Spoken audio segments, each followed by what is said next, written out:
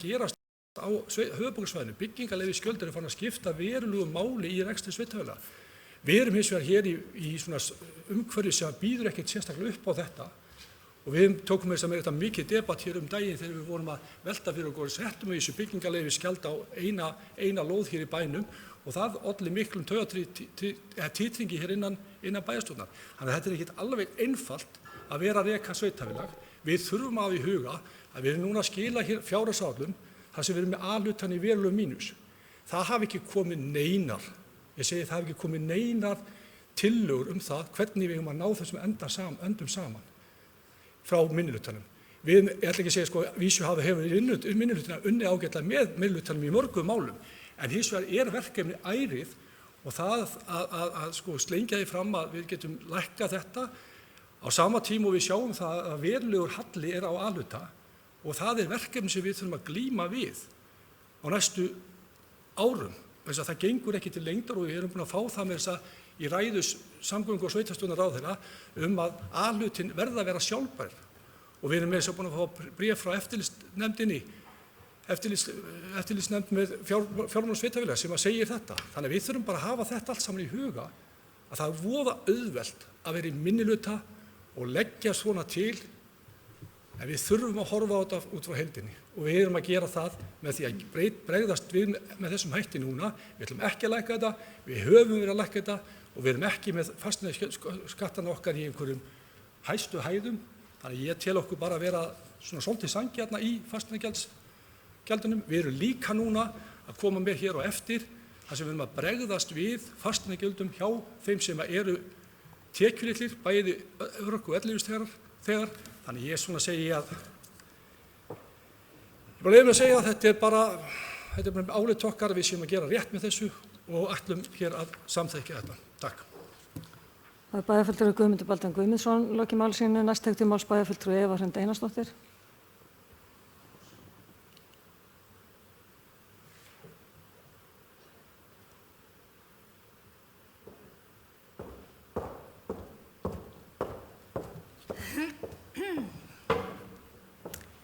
Forseti, ágætu bæjarfulltrúar. Já, bæjarfulltrúi Guðmundur Baldvin, það mikil ábyrgð að vera í meirihluta. Og þú meðal annars og nokkrir aðrir tóku það hlutverk að sér. Það getur verið kalt á toppnum þegar veðrið vont, það bara þannig. En ég reyndar vill nú meina að þó nokkra tillögur hafi komið frá minnihlutunum í þessa vinnu og inn í nefndum, en málið að það þarf mjög líklega að fara í sársaukafullar aðgerðir. Af hverju ættu fulltrúar úr minnihlutunum að standa hér upp og leggja þær til og fara með það út í kosmósið? Við viljum, málið þú ert í meirihlutunum. Þetta þitt verkefni að koma með það. Af hverju ættu við að vera að fremja sjálfsmorð hér í pontu og koma með þessar tillögur til þín? En við höfum á síðustu árunum verið boðin og búin, en ég ætla bara að bjóða þér upp í dans.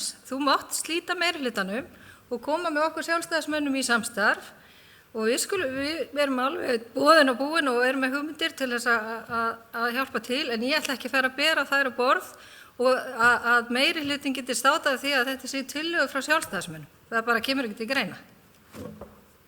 Bæjarfulltrúi Eva Hrund Einarsdóttir lokið máli sínu. Orðið laust. Næst tekur til máls bæjarfulltrúi Guðmundur Baldvin Guðmundsson.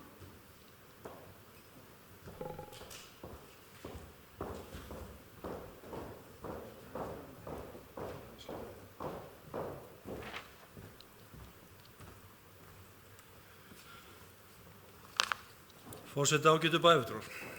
Það nú ekki svo, bæjarfulltrúi Eva, að ég hafi á neinu tímapunkti haft neinar áhyggjur af því að það sé kalt á toppnum í meirihluta. Ég er nefnilega með 5 aðra bæjarfulltrúa á toppnum með mér sem að veita stuðning og hlýju, þannig að ekki svo kalt á toppnum að maður þurfa að hafa áhyggjur af því. Við vitum líka að við þurfum að ráðast í sársaukafullar aðgerðir í mörgu sem við erum að gera og við höfum verið að gera það. Við höfum lagt, ég held ég bara frá því að ég kom í meirihluta og við vorum að rifja upp það ég og bæjarfulltrúi Halla í gær alveg frá því að hún kom í bæjarstjórnina þá hafa menn alltaf verið í því að reyna að vinna að því að veita þá þjónustu sem okkur ber og gera það vel og rækilega. En hins vegar það alltaf þannig að við þurfum alltaf að vera á varðbergi og á tánum til þess að skoða hvar við getum hagrætt á móti og hagrætt til þess að reyna geta veitt þá þjónustu sem okkur ber að veita. Og við núna stöndum frammi fyrir því að, eins og bæjarfulltrúi Eva og við vitum öll, að við erum að skila hér fjárhagsáætlun þar sem að A-hlutin í verulegu mínus. Það komið til meðal annars út af háum launapotti sem vegna lífskjarasamninga, það komið út til vegna lífeyrisskuldbindinga, það ekki komið til vegna óráðsíu. Alls ekki. Við höfum verið í gegnum árin, alveg frá því ég man eftir því að koma í bæjarstjórn, þá hefur menn verið í rauninni mjög vakandi fyrir því að hagræða og reyna að draga úr rekstrarkostnaði. Vissulega það þannig að bæjarfulltrúar minnihlutans kom að því hér í fyrri umræðu að stöðugjöldum hefði fjölgað. En hvar hefur þeim fjölgað? Það akkúrat á þeim stöðum þar sem við höfum hvað mest þurft í rauninni að grípa inn í. Það í velferðarþjónustu og það í skólaþjónustu. Og sama tíma og við erum að bæta í mannskap þarna þá kallað eftir við erum að veita aukna þjónustu. Við höfum verið að tala okkur gera það á síðustu árum að vera að veita góða þjónustu. Við teljum að við sem framúrskarandi þjónustu á öllum sviðum og það hefur verið keppikefli okkar. Þegar við síðan erum að reyna að velta fyrir okkur hvað við ætlum að gera, þá ætlum við líka að reyna að grípa til aðgerða þannig að bæjarbúin, almenni bæjarbúi verði sem minnst var við hlutina. Það að segja, hann verði sem minnst var við það að við séum í rauninni að hagræða eitthvað. Við ætlum að gera með þeim hætti. Við ætlum ekki að draga úr þeirri góðu þjónustu sem við erum að veita hér almennt í samfélaginu. Það ekki okkar stefna og þannig ætlum við að vinna. Við teljum hins vegar bara mjög skynsamt á þessu stigi að fara ekki í það að draga þarna úr tekjum sem að líka lækka tekjur til framtíðar vegna þess að það er alltaf erfitt að hækka fasteignaskattsprósentuna þegar á þarf að halda. Og það er alveg ljóst á næstu árum mun fasteignamat ekki hækka í þessum takti sem hefur gerst á síðustu árum. Það sér hver heilvitar maður. Þannig að þetta mun í rauninni þegar til lengri tíma litið og til lengri tíma hort þá held ég að þetta mun jafna sig út. Þannig ég bara segi eins og á toppnum, þar sem ef að heldur sé kalt þá er bara ágætt samstaða það að gera hluti sem við teljum rétt fyrir samfélagið og eina af þeim er núna að lækka ekki fasteignaskatt á þessu ári. Takk fyrir. Aðeins vant að fá að skal ég segja glemdi einu hérna. Ég þakka samt Evu Hrund þetta rausnarlega boð að bjóða mér í meirihluta með sér en ætla að leyfa mér að nota tækifæri hér í pontu þótt að sé ágæts fólk að afþakka þetta góða boð. Takk. Bæjarfulltrúi Guðmundur Baldvin Guðmundsson, loki máli sínu, orðið er laust.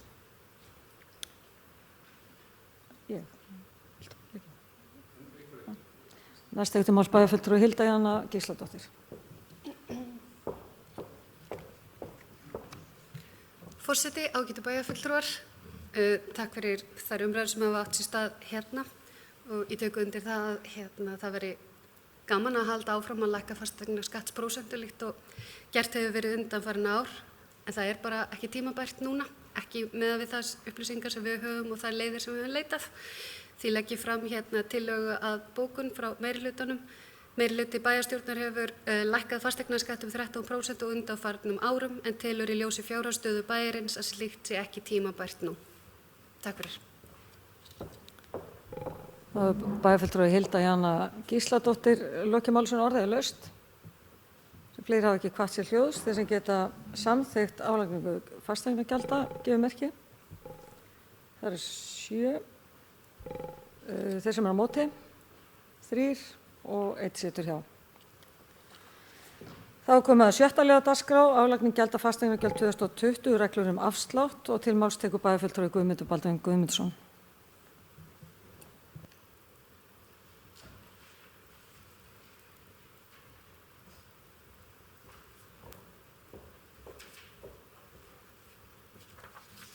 Forseti, hér ágæti bæjarfulltrúar, hér tekið fyrir liður 4 í fundargerð bæjarráðs dagsett 12. desember 2019 en þar var lögð fram tillaga reglur afslátt elli- og örorkulífeyrisþega af fasteignaskatti 2020.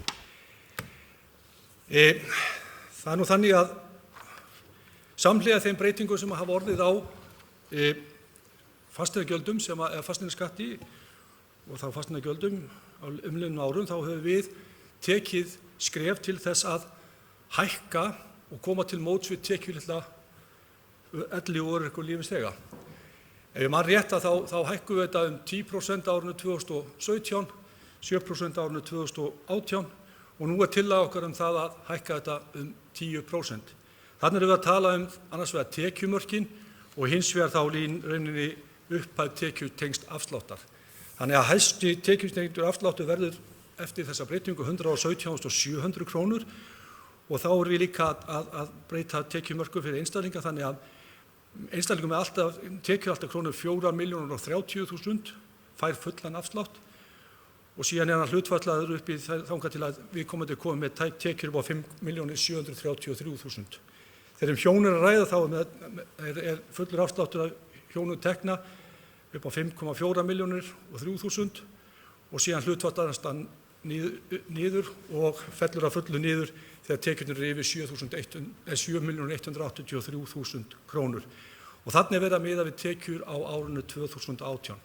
Við teljum með þessari breytingu að þá séum við að mæta þeim hækkunum sem að verða hjá þeim einstaklingum sem að hvað minnst hafa milli handana og í rauninni samræmi við það sem að hefur verið gert hjá öðrum sveitarfélögum. Auðvitað má alltaf deila það hvort að þegar við erum farin að hækka þessar fjárhæðir meira heldur en launavísitölu og erum að hækka 10% þessi ári, þá má alltaf deila það hvort að þetta flokkið sem tekjulitlir en við erum þarna svona svolítið að bera okkur þá sama við, en þó erum við önnur sveitarfélög sem í sömu vegferð með þennan afslátt. En þetta hér lagt fram til samþykktar. Takk. Bæjarfulltrúi Guðmundur Baldvin Guðmundsson lokið máli sínu, orðið laust. Næst til máls bæjarfulltrúi Hilda Jana Gísladóttir. Forseti, ágætu bæjarfulltrúar, ég vildi bara koma rétt örstutt upp og fagna þessu. Ég tel að það sé gríðarlega mikilvægt að halda verndarhendi þar yfir þar sem þess þörf og fagna ég því þessum breytingum og ánægð með þar. Takk fyrir. Bæjarfulltrúi Hilda Jana Gísladóttir lokið máli sínu, orðið laust. Fleiri hafa ekki kvatt sér hljóðs þeir sem geta samþykkt þessar reglur gefið merki. Það eru 11, takk fyrir það. Þá komum við að 7. lið að dagskrá fjárhagsáætlun Akureyrarbæjar. Ég ætla að taka það fram í þeirri umræðu verður engin takmörk á því hversu oft bæjarfulltrúar taka til máls. Og til máls tekur bæjarfulltrúi Guðmundur Baldvin Guðmundsson.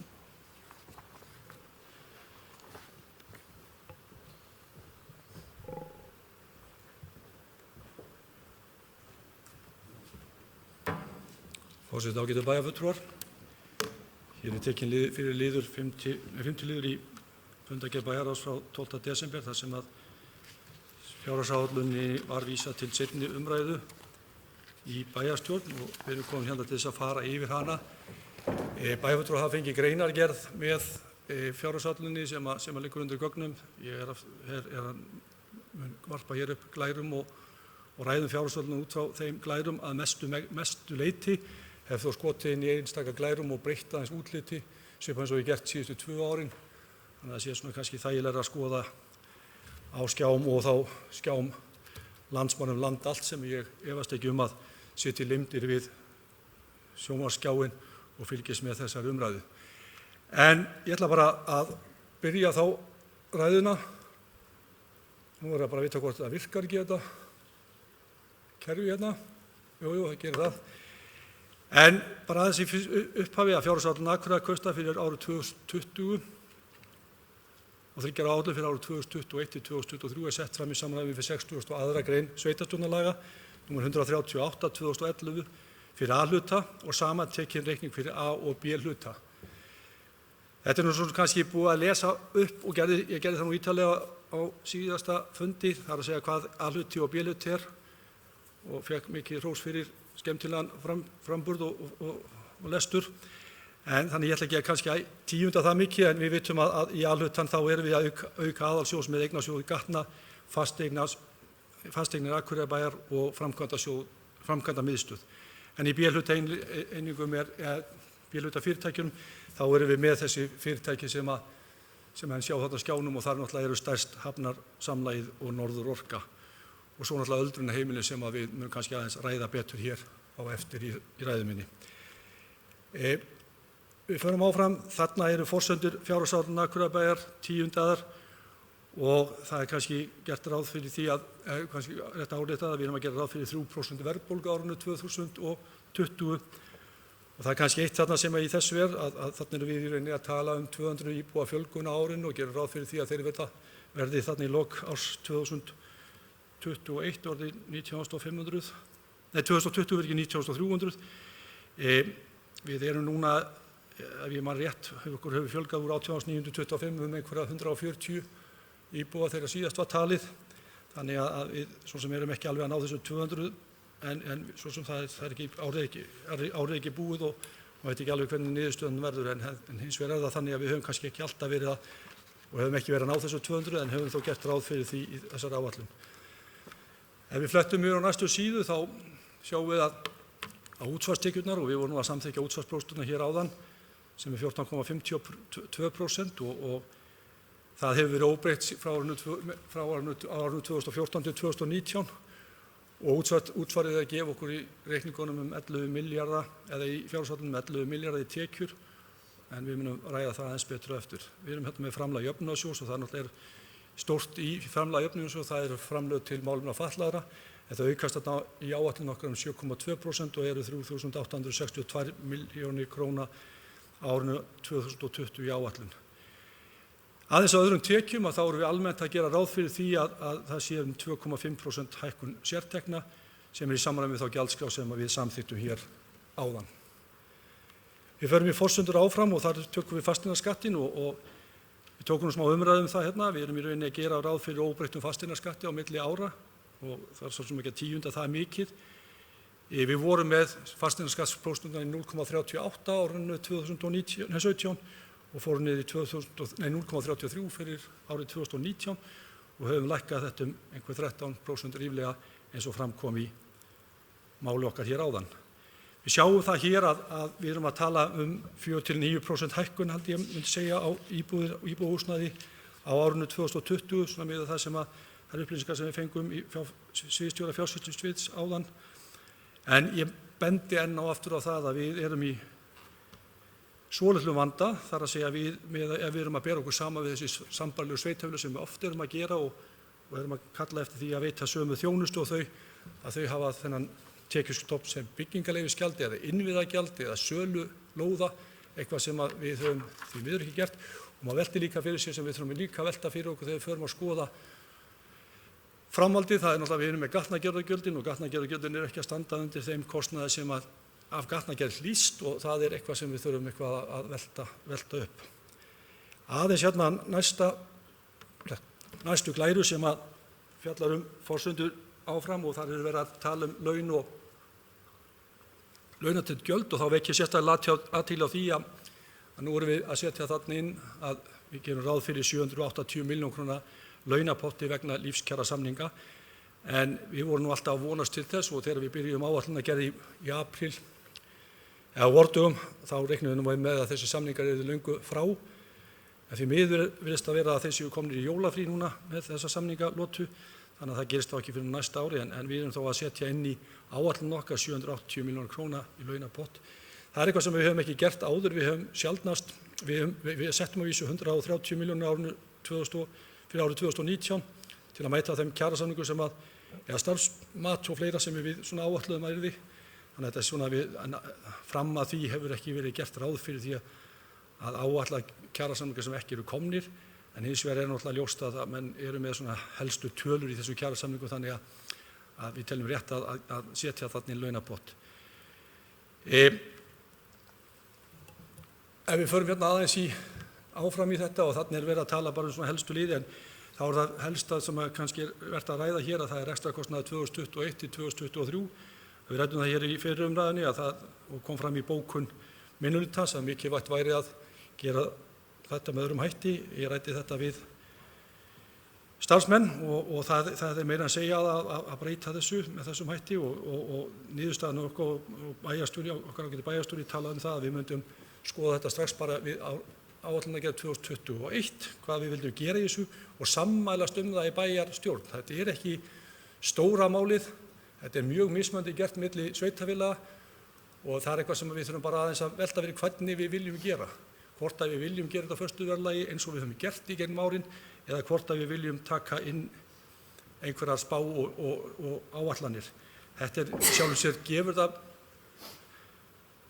það er kannski maður velti fyrir sig hversu góða mynd það gefur en hins vegar held ég að sé af því ég talaði líka það og við erum búin að setja módel og við byggjum nú eftir að starfsmenn hafi tækifæri til þess að fara að vinna í því að það er að segja þetta 10 ára plan sem við erum að kalla eftir og það kannski breytir það skoðun okkur hvernig hægt er að gera þetta 3 ára. En þetta er birt með óbreyttum hætti eins og gert var í fyrir umræðu.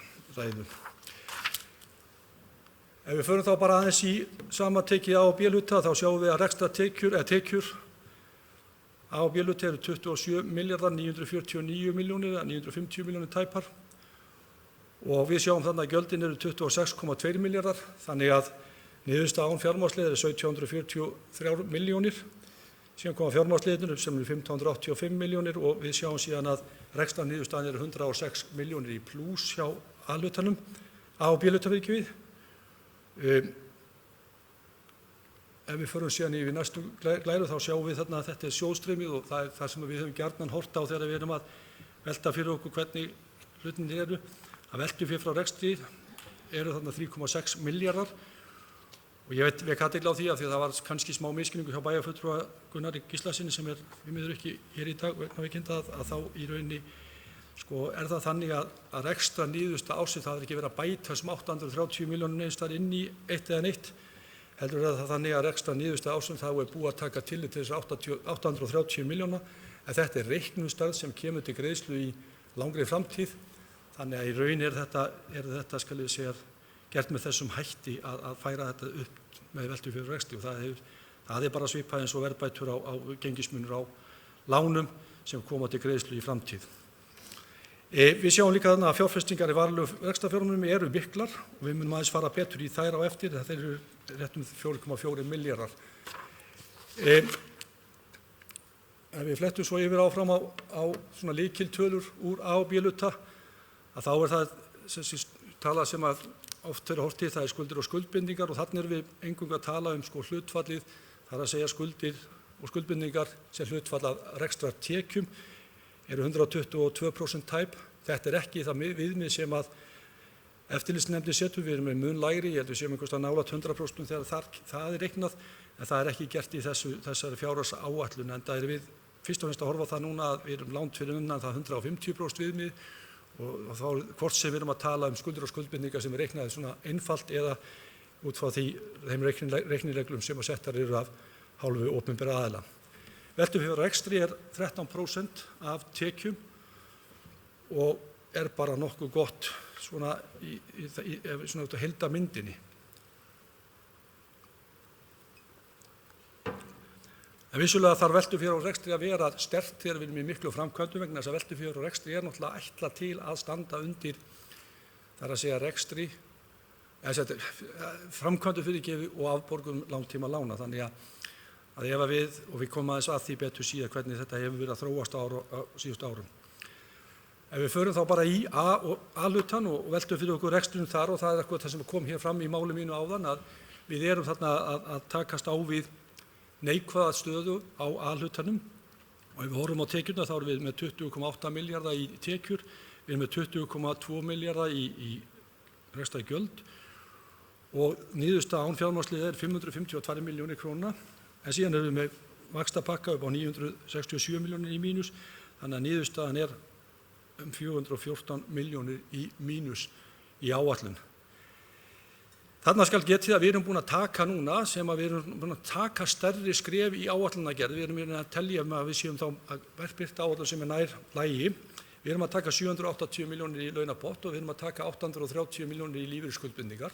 Þannig að við erum svona kannski að gera ráð fyrir því að er svona búin að taka stóra liði inn. Við höfum fram til þessa verið að taka 400 milljónir í lífeyrisskuldbindingar í áætlun vegna þess að við höfum ekki alveg verið, menn hafa ekki verið alveg meðvitaðir hversu miklar þær yrðu, en nú okkur sagt að við séum að sjá fram á viðvarandi lífeyrisskuldbindingar 700 milljónir upp í milljarð á ári og þannig að við séum með þessari áætlun þá erum við að mínum að mæta því. Vonandi verður það minna en maður veit svo sem aldrei, það fer eftir hvernig hlutinni þróast bæði í rekstri lífeyrissjóðsins og aldurssamsetningu þjóðarinnar. En eins og staðan núna þá verðumst við alltaf verða eldri og eldri og það þýðir alltaf hærri og hærri skuldbindingar og það þýðir hærri og hærri gjaldfærslu hjá okkur í sveitasjóðnum. Þetta helst allt í hendur og atnaskalisir til þess að valda okkur svona hugarangri vegna þess að fram til þessa höfum við ekkert haft svo sérstaklega miklar áhyggjur af því að A-hlutin hafi verið í mínus vegna þess að við tjáðu okkur í nokkuð heilbrigðum rekstri og þannig lagað séð. Við höfum verið, að því við höfum verið að taka A og B-hlutan saman. Þannig að þar leiðandi hefur við verið bara í nokkuð góðu lagi með þetta. En núna ber svo við að við sjáum fram á það að menn muni breyta þessari reglu í mjög náinni framtíð ég tel að menn þurfa að vera með A-hlutan sjálfbæran. Og þá kem ég ekkert inn á það eftir hvaða sem að til að mynda gerir það verkum að við erum með svona kannski verri niðurstöður en margur en annar. Ef við förum þá bara í næstu glæru og skoðum veltufé frá rekstri þá erum við þar líka með ágætistölu í veltufé frá rekstri 824 milljónir en við erum að fjárfesta samkvæmt áætlun við fyrir 2,1 milljarð sem að þýðir í rauninni að við verðum að taka lán á árinu 2020 og áætlun gerir ráð fyrir því að við séum að taka 340 milljónir láni en borgum að niður 709 milljónir á móti, þannig að 708 milljónir á móti fyrirgefið, þannig að við svona aukum þarna skuldir einhverja 640 milljónir á milli ára ef að þetta gengur eftir.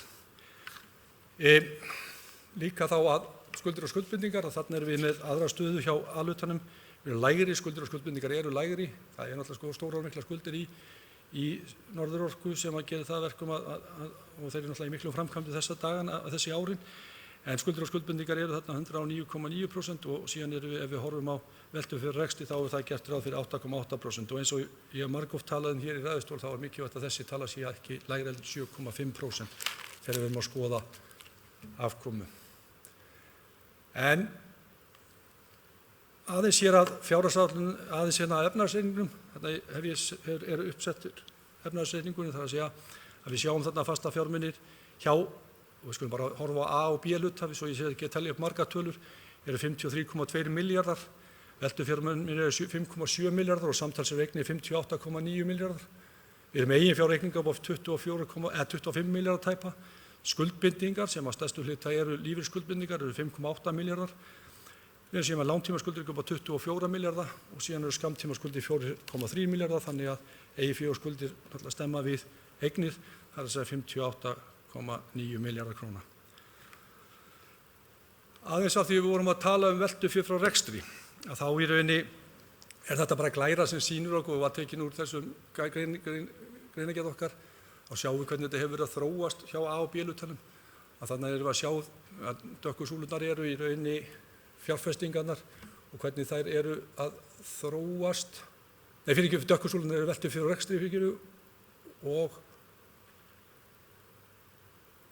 og hlutfallið veltufé frá rekstri af tekjum. Þetta er svona kannski aðeins að miskilja þessa mynd en þetta er í rauninni sýnir okkur hvernig í rauninni veltufé frá rekstri við höfum verið með það svona ríflega tæplega 12% af tekjum. Við sjáum það detta niður núna árum 2019 miðað við áætlun, hins vegar það er bara miðað það áætlun sem gerð eftir, við erum ekki með beint með útgönguspá, við erum með tölurnar eins og það er eftir viðauka 10, þannig að kannski ég er að reikna með að tekjurnar eitthvað aðeins séu vantaldar, en hins vegar erum við þarna á þessum árum alltaf með þá 13% af tekjum.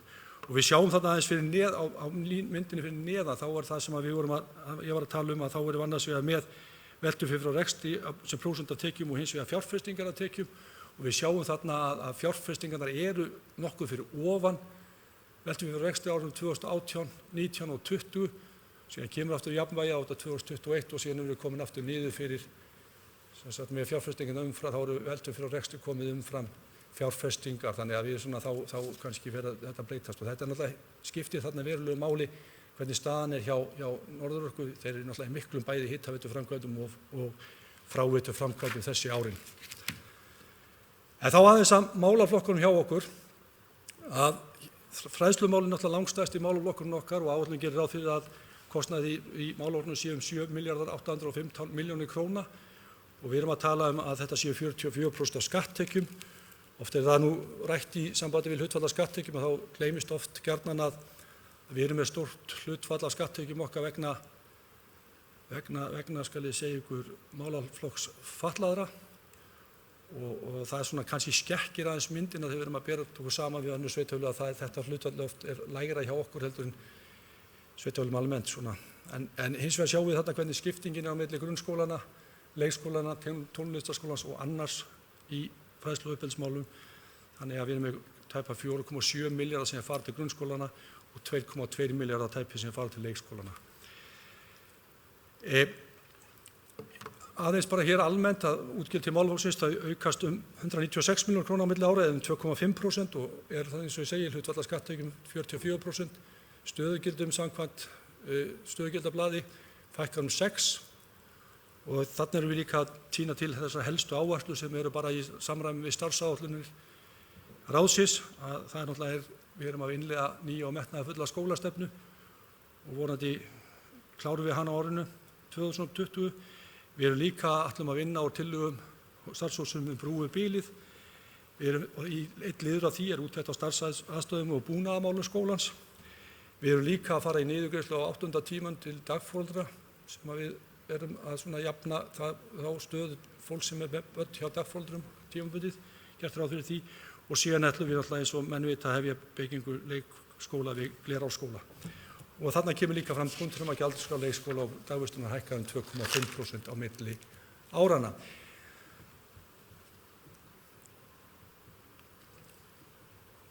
Málaflokkur félagsþjónustunnar tekur til sín 4.410 milljónir króna og er hlutfall af skatttekjum 24,8%. Og þarna er það langstærsti liðurinn málefni fatlaðra sem eru 2,6 milljarðar rúmir fyrirgefið. Og svo er þarna ýmis félagsþjónusta og málefni aldraða og þarna erum við með 297 milljónir sem eru í rauninni framlag til öldrunarheimilina að mestu hluta en þarna vantar þá inn í að við sem sagt það eru ríflega 115 milljónir sem að bætast við það með þessu lífskjarasamningu sem við erum búin að gera þá ráð fyrir í launapotti. Þannig að þetta er svona miðað við þetta eins og þetta er í þessari greinargerð sem að birtist en inn í sameiginlegu kostnaði þá erum við búin að gera ráð fyrir þessari launahækkun. Þannig að sameiginlegu kostnaði er kannski aðeins hærri en hefur verið. Ef við förum aðeins og skoðum bara hvernig þetta þá eru útgjöldin til málaflokksins að aukast 265 milljónir króna eða 6,3% og þetta er 24,58% eins og ég sagði af skatttekjum og þannig eru áætluð stöðugildi að fjölga 2 og ekki ákveður nákvæmlega það en við þurfum að greina þetta og það er eitt sem við munum gera þegar við tökum vinnuna við það að skoða hvernig við sjáum framtíðina fyrir okkur og ætlum að hefja strax eftir áramót. Við erum að taka þarna helstu ámála áherslur og við erum náttúrulega að fara að taka þá þjónustu kjarna við Klettaborg í notkun. Það náttúrulega er fólk að færast á milli þjónustuúrræða hjá okkur. Við erum líka að horfa til þess að fjölga félagslegum íbúðum og þá erum við einkum að horfa til þess að mæta þörfum fólks með sértækan vanda. Við erum að fara í samstarf og erum búin að gefa yfirlýsingu það. Við ætlum í samstarf með áfangaheimili fyrir fólk með fíknivanda og við erum líka að tala aukið þjónustu þjónustuúrræði í barnavernd sem er mjög aðkallandi. Það er líka gert ráð fyrir fjölgun NPA-samningum og svo er eins og alltaf í velferðarþjónustu þá eru margvísleg þróunarverkefni í gangi og það er líka liður í því að reyna að koma og finna út hvernig hægt er að þjónusta kúnnana, eða ég segjum ekki kúnnana heldur, okkar þjónustu þega með ódýrari hætti í framtíð með meiri tæknivæðingu. Æskulýðs- og íþróttamálin, þau eru náttúrulega þriðji stærsti málaflokkur okkar og þar erum við að tala ríflega 2,3 milljarða sem fara til æskulýðs- og íþróttamála og þar náttúrulega eru rekstur íþróttamannvirkja náttúrulega langstærstur, það eru ríflega milljarður. Styrkir og framlög eru 680 milljónir tæpar og annar félags- og æskulýðsmál og annar kostnaður er minni. Ef við förum bara aðeins og horfum á svona almennt og helstu málaáherslur að við sjáum að útgjöld til málaflokksins er að aukast 85 milljónir króna á milli ára eða 3,8%. Hlutfall af skatttekjum er þetta er 13% af skatttekjum og er náttúrulega töluvert hátt með svona önnur sveitarfélög. Þannig við erum að gera mikið í málaflokknum og myndi náttúrulega vera hærra ef við værum með, ef við horfum fram hjá skatttekjum eða tekjum jöfnunarsjóðs frá vegna málefna fatlaðra. Síðan erum við að hækka frístundastyrkinn og höfum markvisst hækkað hann á umliðnum árunum og er að fara í 40.000 krónur. Við stefnum að því að fara með hann í 50.000 krónur á þessu kjörtímabili og þetta er bara í takt við það. Það er gert ráð fyrir í framkvæmdaáætlun að hefja uppbyggingu á félagssvæði Nökkva og svo erum við samhliða því að við erum að gera lagfæringar eða breytingar á rekstri í æskulýðs- og íþróttamálum með því að draga úr yfirvinnu og fleira. Þá ætlum við að fara á sama tíma í úttekt á forvarnastarfi. Við höfum verið að leggja mikið í forvarnir og kemur hérna fram í máli manna væntanlega eftir. Við höfum verið að gera vel í þessu málaflokki, öllum okkur halda því áfram, en erum á samarskapi að sjá fram á að við viljum gera svolítið úttekt á því. Hvernig við getum nýtt peningana betur og hvort að við séum hvernig við erum að vinna þessa þjónustu. Áfram höldum við að við erum konið í menningarmálin. Menningarmálin er áætlun upp á 909 milljónir króna og það er 5,1% af skatttekjum og við sjáum þarna í rauninni hvernig þetta skiptist og menningarhúsið tekur þarna mest. Þá erum við að tala MAK í þessu sambandi og það sem hér er og við erum náttúrulega búin að netta það frá framlagi ríkisins sem er ríflega 200 milljónir króna sem kemur í samningsgreiðslu. Förum aðeins hérna og þarna segjum við að útgjöld til málaflokksins er að lækka engu að síður á milli ára. Það er nú bara af einu góða myndi ég segja. Við höfum verið náttúrulega bæta og við sjáum bara hérna á glærun hér á undan og sjáum við þetta hefur verið að vaxa nokkuð hratt. Það er mismunandi þarna, þetta er svolítið að sveifla á milli ára eins að við höfum nú verið að færa og flykta í greiðslum til menningarfélagsins akkurat á þessum árum. En það má segja í sjálfu sér að 2016 og 2020 séu nokkuð sambærilegar, þannig að við höfum verið að auka á þessum árum með einhverja 100 milljónir ef ég man þetta rétt. En aftur hérna á þessari glæru þá erum við að sjá þarna að stöðugildum í málum fækkar 10 milli ára. Það er stærstu hlutin að því að það er verið að breyta kerfinu, að minjasafnið er að fara að reikna launin sín sjálft og fram til þess að hefur við bæði verið að reikna launin og talið stöðugildi þar með. En nú fara þau yfir til minjasafnsins en hins vegar erum við að halda áfram að styrkja það og þetta breytist ekki fjárhæðin sem að rennu til minjasafnsins. Og helstu áætlun á 2020 við ætlum að ljúka safnastefnu og gera aðgerðaáætlun í því sambandi. Við erum að endurskoða menningarstefnu og síðan er náttúrulega alltaf eilífðarmál, það er endurnýjun menningarsamningsins við ríkið. Þetta er náttúrulega alltaf yfirleitt þannig að samningar eru gerðir til stutts tíma þannig að menn eru alltaf í rauninni að berjast við sömu hlutina. Ég held að væri nú kannski nægt að menn færu bara að reyna að feysa það hvað ríkið á að koma með að fjármögnum til okkar. Mér finnst í rauninni ef við berum okkur sama við aðra menningarstofnanir víða á landið, dansflokkin, stærlega á höfuðborgarsvæðinu, alls konar stofnanir, þá sjáum við glöggt að við erum langt undir í þessum málum og við berum skarðan hlut frá borði. Við fórum á sínum tíma í uppbyggingu á þessu menningarhúsi sem að ríkið ætlaði nú að taka með öðrum hætti. Við sjálfsagt í rauninni þetta lendi í fanginu okkur og við höfum byggt það upp og við getum verið afskaplega stolt af þessu húsi okkar. En hins vegar hefur við alltaf verið að leita eftir meira réttlæti af hálfu ríkisins til rekstrar bæði menningarfélagsins og hússins hér. Við viljum líka fara hérna í endurnýjun á hljóð- og ljósabúnaði í Hofi. Það er nú eitt af því sem að við erum hérna að tala 10 ára aldur á þessum búnaði og þannig erum við að hafa orðna mikla tækni framfæri í tölvumálum og fleira þannig að það er eitthvað sem við getum ekki komist fram hjá. Ég man rétt að það voru að tala 60 milljónir sem er reiknað í það verkefni.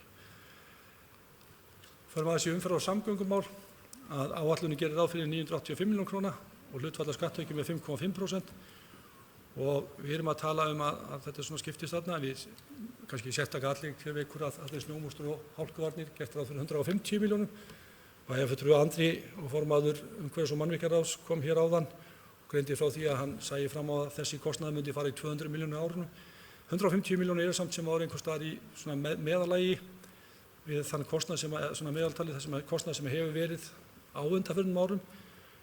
Þetta er náttúrulega alltaf happdrætti, snjórinn er happdrætti, það er að segja að við vitum aldrei hversu mikið við fáum af honum, en við erum þó að gera ráð fyrir núna 150 milljónum sem er 50 milljónum meira heldur en við gert á liðnum árum. Hvort að það dugar, það skal ósatt látið en ég ætla að vona mjög að við fáum ekki á mörg svona, hamfara veður eins og hafa geisað hér síðustu viku. Við erum með framlag til strætisvagna upp á 208 milljónir og eins og kemur kannski að við getum aðeins rætt líka, við erum að fara í það og kemur fram hér á eftir, við erum að fara í það að endurskoða leiðakerfi og það er verið að vinna í því og kannski gott að segja frá því að það var, núna hefur verið unnið íbúðalýðræðisverkefni akkurat strætó og unga fólkið sem að bæjarfulltrúi Sóley Björk hefur stýrt af miklu myndarbrag og það er svona komin á einhverja niðurstöður úr því, ég er vissu ekki búin að sjá þær en ég held hins vegar að það sé einhver vinna sem hægt er að byggja á og veit að menn alltaf nýta sér með einhverjum hætti. En hins vegar eru fleiri heldur en börn og unglingar sem sækja og nota strætisvagna, þannig að það þarf svona aðeins að horfa á heildarmyndina. Við erum hérna komið með umhverfismálin, þau eru 350 milljónir króna og eru í rauninni, það er náttúrulega fyrir mest hlutin í opnum sem er 52% af þeirri fjárhæð. Ef við aðeins sjáum hérna á næstu glæri þá sjáum við að útgjöldin til málaflokksins dragast saman 45 milljónir króna á milli ára eða 12% og þá kann einhver að spyrja sig, erum við að lækka útgjöld til umhverfismálum 45 milljónir, bærin sem alltaf státa sig að vera umhverfisvænasti bær landsins. Svona kannski ekki vegna þess að þarna erum við með inn í þessari tölu 45 milljónum stærsti hlutinn að henni, ef ekki allur, vegna framkvæmda við ofanflóða verndvarnir sem eru hérna fyrir ofan bílaklúbb Akureyrar sem er þessi tala.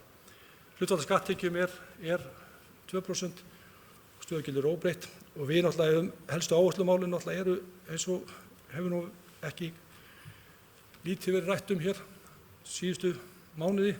Það er það að draga úr svifryksmengun og leita leiða til þess og við gerum þarna mjög árangurslíka tilraun daginn sem dró verulega á svifryksmengun en gerði íbúa frekar skapstíka vegna skítugra bíla en við áttum síðan ágætan fund með þessum áhuga fólki og þessum hagsmunaaðilum þetta og við náttúrulega reynum að leita leiða til þess í rauninni að draga úr svifryksmengun án þess að setja hér allt á annan endan og þar eru menn náttúrulega margar og menn að leita einu sönnu lausn. Við erum líka eins og ég segi farið í endurskoðun leiðakerfi strætisvagna og framtíðarsýn í sorpmálum er alltaf undir og svo kannski rétt að benda á það þó við setjum það þarna undir, það er náttúrulega eitt af því sem við sjáum að gerast á næsta árið, það er skipulag Torfunefs og samtengingu þar við miðbæinn og við erum að leggja áherslu á það að reyna að koma þeim málum áfram. Það sést hér á eftir í hækkun sem verður ef við erum að bæta í skipulagsmálin. Sameiginlegur kostnaður, hann er 949 milljónir eða 5,3% af rekstrartekjum eða skatttekjum og skrifstofu sveitarfélagsins eru 773 milljónir og þetta er svona að við sjáum að þetta hefur stighækkast milli ára og það er svona eitthvað sem við munum klárlega að skoða þegar við erum að taka þessar framtíðarpælingar okkar. Aðrir málaflokkar, það er kannski ekki mikið að segja þá, þeir eru náttúrulega, þetta er allt saman frekar lítir en við sjáum að mesta hækkun í skipulagsmálum eins og ég sagði áðan og það erum við að horfa til þess að leggja áherslu á miðbæjar skipulagið. Hér er svona bara glæra sem sýnir okkur hvernig aðalsjóðurinn er og hvernig í rauninni rekstrarniðurstaða hvers og eins liðar og þarna eins og ég segi og hef sagt að þarna lífeyrisskuldbindingar 830 milljónir króna áætlaðar sem er alltaf stór hluti af þessum 117 milljónir sem við erum að tala í neikvæðri rekstrarniðurstöðu aðalsjóðs. Ef við sjáum síðan bara hvernig önnur A-hlutafyrirtæki eru, það er að segja eignasjóðurinn, fasteignir og framkvæmdamiðstöðin, þá sjáum við að rekstrarniðurstaða þeirra er jákvæð 703 milljónir, þannig að eins og ég kom inn á áðan þá erum við 440 milljónir rúmar í rekstri A-hlutans. Síðan förum við yfir í B-hlutafyrirtækin og það er náttúrulega vegur mikið og við hefum náttúrulega njótum góðs að við erum með mjög öflug fyrirtæki sem er Norðurorka sem hefur í gegnum árin verið með mikinn og góðan hagnað og síðan hefur náttúrulega hafnasamlagi líka verið að skila verulegu og sérstaklega á síðari árum með aukinni skemmtiferðaskipa, komu skemmtiferðaskipa. Síðan aðeins að framkvæmdaeftirlitinu að við sjáum þarna að framkvæmdir samantekins hjá A og B-hlutur 4,4 milljarðar tæpir eins og kom nú fram í sjóðstýriminu og við sjáum þarna að aðalsjóður er að framkvæmd fyrir taka 1300 milljónir og síðan erum við með samtals hjá sveitarsjóðum með aðalhluta þegar við erum að taka eignasjóðum sem er 784 milljónir, þá eru 2,1 milljarð sem við erum að framkvæma og síðan erum við að taka B-hlutafyrirtækin og þau eru að framkvæma töluvert mikið og þar að Norðurorka 1,5 milljarð, þannig að þau eru þarna að taka 2,3 milljarða tæpan og þetta samtals 4,4 milljarðar ef að rúnar þetta við næstu 100 milljónirnar. En kannski það sem við erum kannski helst að horfa á, það náttúrulega er bæjarfulltrúar, það framkvæmdir aðalsjóðs og þannig erum við í rauninni áætlað 1293 milljónir ef ég mati á, mann rétt, og stærsti liðurinn þar er til fræðslu og uppbyldsmála 873 milljónir þar sem við erum að fara að ráðast í framkvæmdi við Glerárskóla og síðan grunnskóla, bæði grunn- og leikskóla. Við fórum í mjög velheppnað aðgerð á síðasta ári, þessu ári fyrirgefið í að byggja upp og endurbyggja upp Álmu í Glerárskóla. Þær eru 4 og við ætlum að halda því áfram og það er nú það sem við höfum að stefna í framkvæmda yfirleitt til næstu ára að taka það, auk þess að það liggur fyrir að við þurfum líka að ráðast í endurbætur á Lundarskóla. Þessi 2 skólar eru orðnir aðkallandi í þörf fyrir úrbætur. En þarna eins og kom fram áðan þá erum við að gera ráð fyrir því að setja þarna 75 milljónir króna í þjónustuhús fyrir Nökkva, svo dæmi séu nefnd. En það er margt annað sem við getum rætt sem er kannski svona bara önnur mál, eins og kom fram hérna í máli mínu áðan þegar við vorum að ræða reglur afslátt á fasteignaskatti, þá erum við að hækka þær fjárhæðir 10% í þeim reglum sem að mun leiða til þess í rauninni að afsláttur verður meiri. Afslátturinn 2019 var 4,7% af heildar álögðum fasteignaskatti á íbúðarhúsnæði, þannig að þetta eru verulega upphæðir og voru hverja 43 milljónir ef ég manna rétt á árinu 2019. Ég reikna með að það er erfitt að segja, það er ekki hægt að því að þetta byggir í rauninni á skatttekjum 2018 eða skattframtölum 2018 og það er eitthvað sem er samkeyrt þegar við erum búin að leggja á fasteignagjöldin, að þá er í rauninni getum við ekkert sagt til á þessa stundu hvað nákvæmlega þessi tala verður, en það er ljóst að hún mun hækka frá því sem verið er og það er bara vel vegna þess að þetta er á nýtast hjá þeim sem að þurfa. Við höfum verið að ræða íbúappið og við erum komið núna undir stjórn bæjarstjórans Ásthildar Sturludóttur, þá er unnið núna útfylgja í því að í samstarfi við önnur sveitarfélög að koma þessu íbúaappi á og það er eitthvað sem að önnur sveitarfélög við byrjuðum með í þessu verkefni og önnur sveitarfélög er að sjá sér hag í þessu og við erum líka þá að vinna þetta með sambandinu það sem hefur nýlega ráðið sérfræðing til þess að hjálpa sveitarfélögum í rafrænni stjórnsýslu og það er eitthvað það sem við höfum verið að bæta. Við höfum verið að bæta rafræna stjórnsýslu. Nú síðast vorum við að taka inn hvað heita eitthvað hjá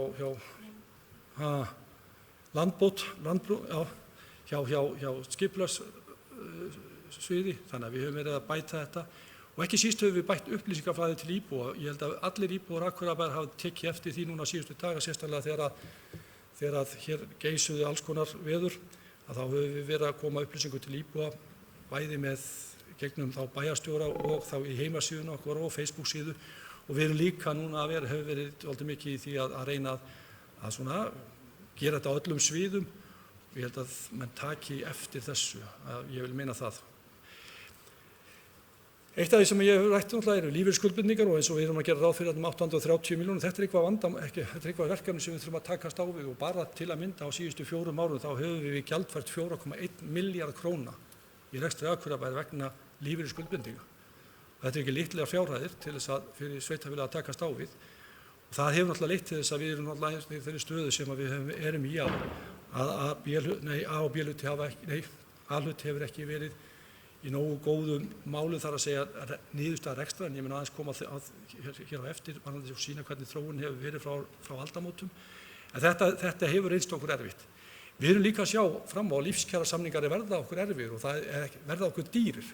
Það er alveg ljóst og það er alveg líkur alveg fyrir að sveitarfélög sem eru með starfsmenn sem eru í vaktavinnu, þegar menn eru farin að tala styttingu vinnuvikurnar og fleira, að það mun alveg eftir því sem að stjórnsýslusviðs hefur sagt mér að það mun alveg býta þau sveitarfélög mest sem að eru með slíka samsetningu á vinnuafli og við náttúrulega erum með stóran hóp fólk sem að vinnur í vaktavinnu í málaflokki fatlaðra og svo erum við náttúrulega með yfir 200 mann sem að vinna upp á öldrunarheimilum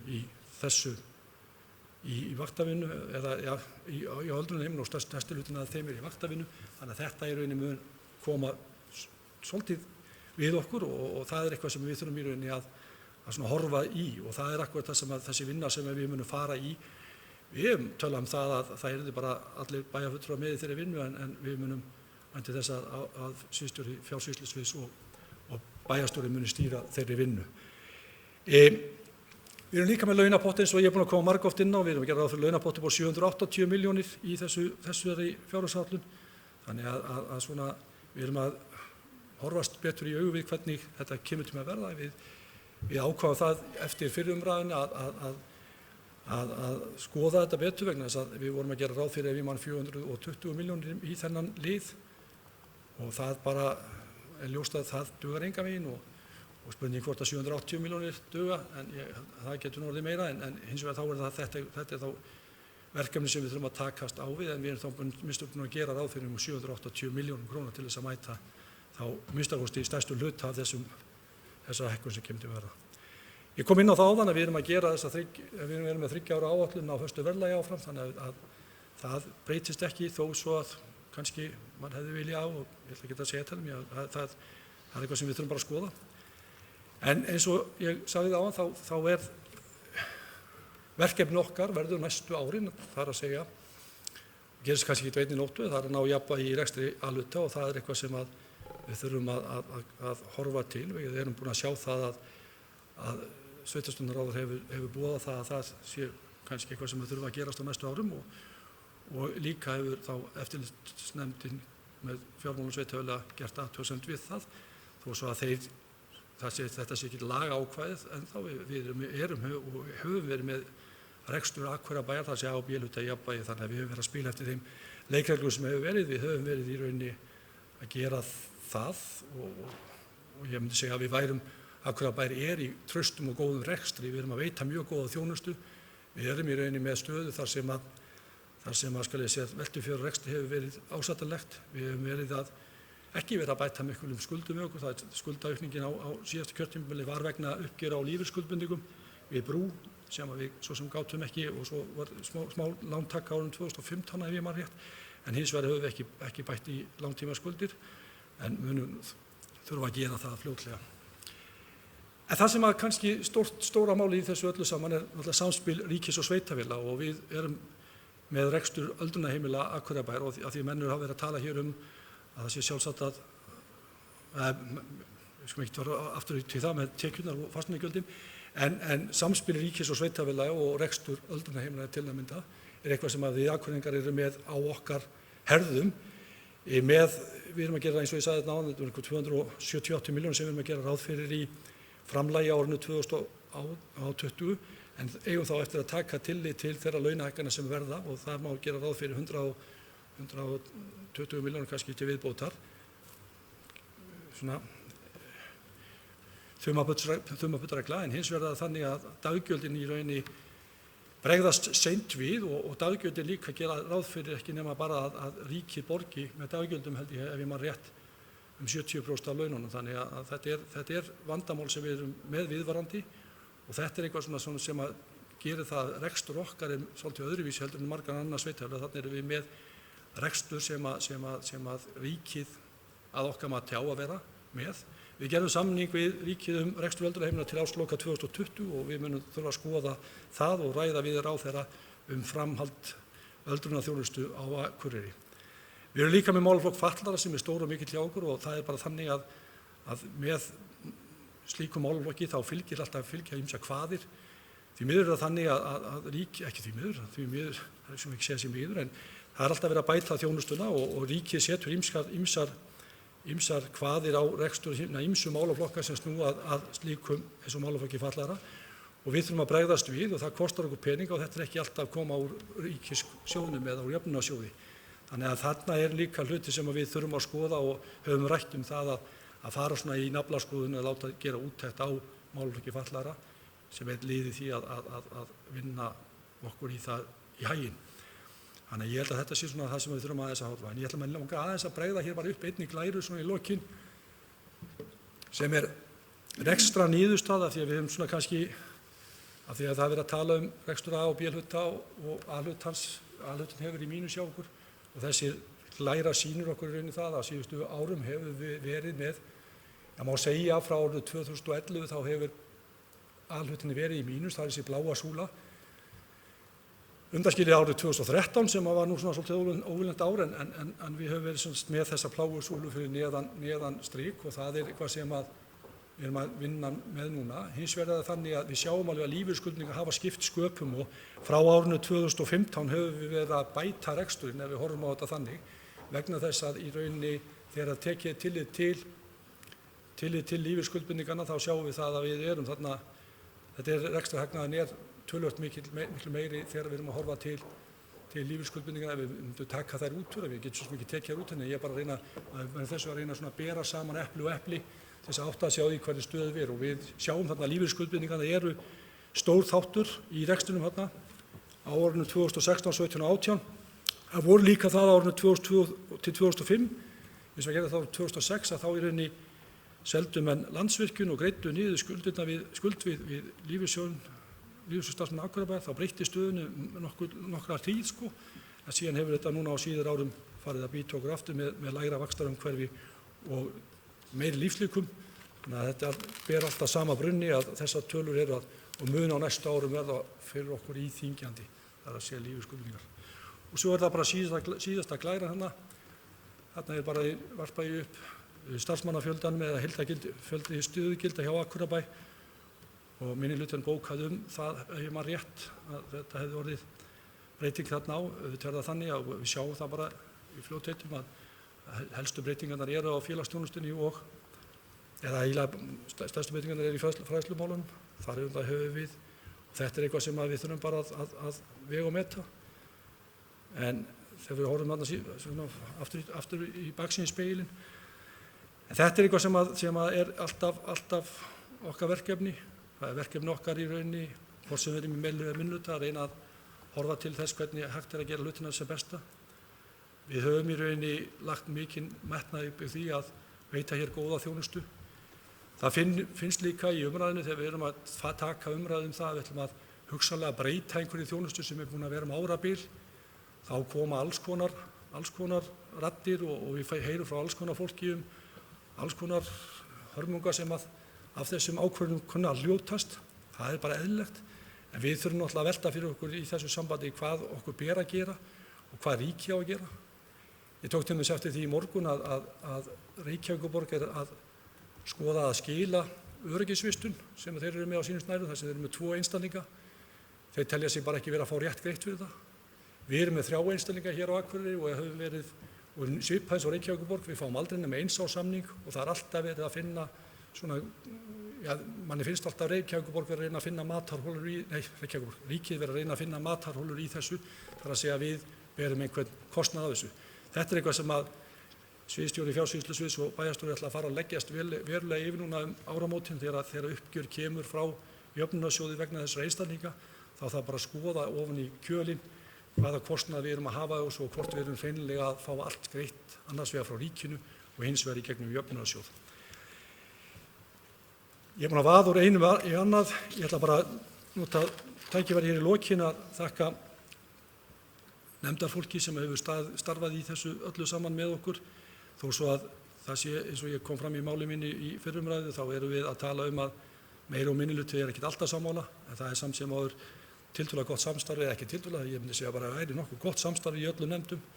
Það er eins í bæjarráði og bæjarstjórn, þó við tökumst á hér í pontu, þá erum við í góðu samstarfi í mörgum hlutum. Þannig ég veist ástæða til að þakka þeir fólki sem hefur komið að þessari fjárhagsáætlun, jafnvel þó það hef ekki samþykkt hana. En ég vil líka þá nota tækifæri hér að þakka þeim Dan, Kristínu, starfsfólki fjársýslusviðs og ekki síst Ásthildi, auk þá þeirra sviðsstjóra sem hjá bænum starfa fyrir þeirra vinnu við gerð þessara fjárhagsáætlunar. En hún er fram til umræðu. Takk. Það var bæjarfulltrúi Guðmundur Baldvin Guðmundsson lokið máli sínu. Næst tekur til máls bæjarfulltrúi Sóley Björk Stefánsdóttir.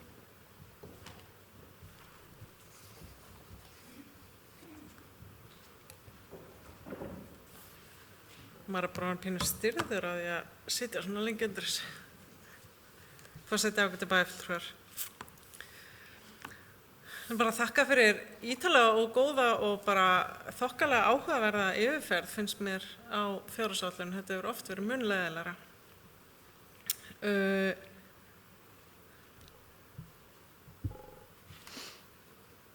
ætla nú að segja að ég er ekki allsendis ósátt við þessa fjárhagsáætlun.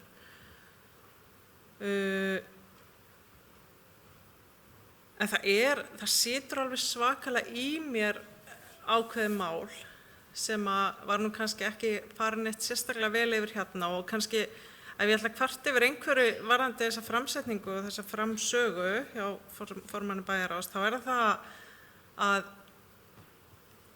ég held að fólk hafi mikinn áhuga á, ef við erum að hugsa að þessi framsetning sé hugsuð til þess að upplýsa bæjarbúa fjárhagsáætlunina, að þá held ég að mætti alveg fara minna yfir tölur sem eru formanni bæjarráðs mjög hjartkærar en þýða næstu ekkert í huga margra annara af því við erum ólík og fólk alls konar og veltur fyrir frá rekstri og einhver hlutfallstala og alls konar bara ekki að segja mörgum margt. Þetta eitthvað sem ég nú neyðst til að læra verandi á 7. ári í bæjarstjórn og nú að ræða í 7. skipti fjárhagsáætlun.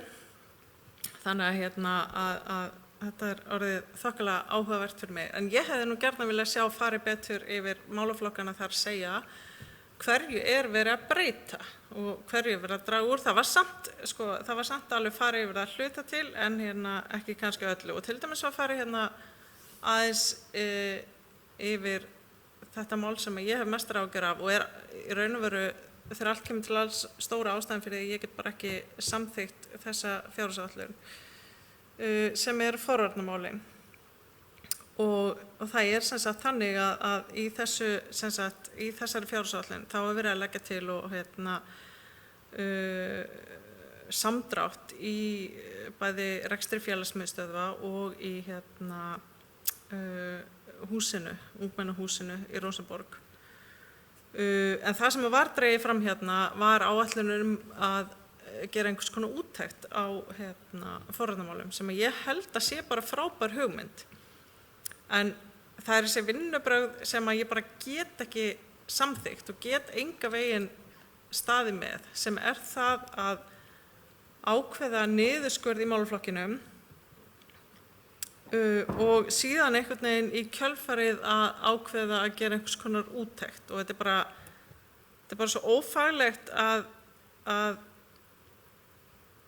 mér líður ekki vel með þetta og mér líður ekki vel líka því að mér finnst ég einhvern veginn hafa brugðist að því að það var talað meirihluta og minnihluta og kalt á toppnum með hlýtt og notalegt og menn standa saman og það allt saman að þá kemur það svona einhvern veginn við mann þegar maður í minnihluta í mitt og maður ekki að andvaka yfir fjárhagsáætlunargerð og einhverju stressi vera að fá einhverjar tölur sendar í taka tíð og eitthvað svona, það rosa gott. Maður bara slakur að en síðan koma svona atriði sem maður bara svona hefur alveg gríðarlega svona sterka skoðun og ætla ég bara að fullera rök fyrir að séu ekki góðar ákvarðanir. Og allavega í þessu máli þá hefur mér mistekist að sannfæra meirihlutann að þetta sé slæm hugmynd og að taka þessar milljónir sem eru ekkert rosalega margar í stóra samhenginu, eru svona rúma 20 að draga í land með þetta og sjá til með þetta. Það verið að skila fjárhagsáætlun í mínus, A-hlutanum í mínus og það eitthvað sem eins og komið fram þarf að vinna áfram með og ekki ásættanlegt. Og nú ég svona að detta í sömu ræðu og ég hélt 2015 þegar einmitt var verið að skila fjárhagsáætlun með A-hluta í mínus, óþægilegum mínus sem allir vissu að þurfti að gera eitthvað.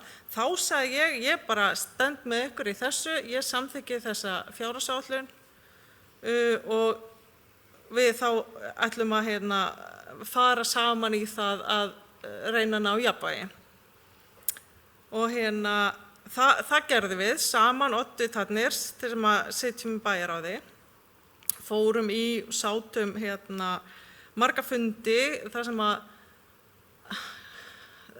það var talað ýmislegt, þetta var þarna vorum við með utanaðkomandi ráðgjafa, þetta var ekki gott,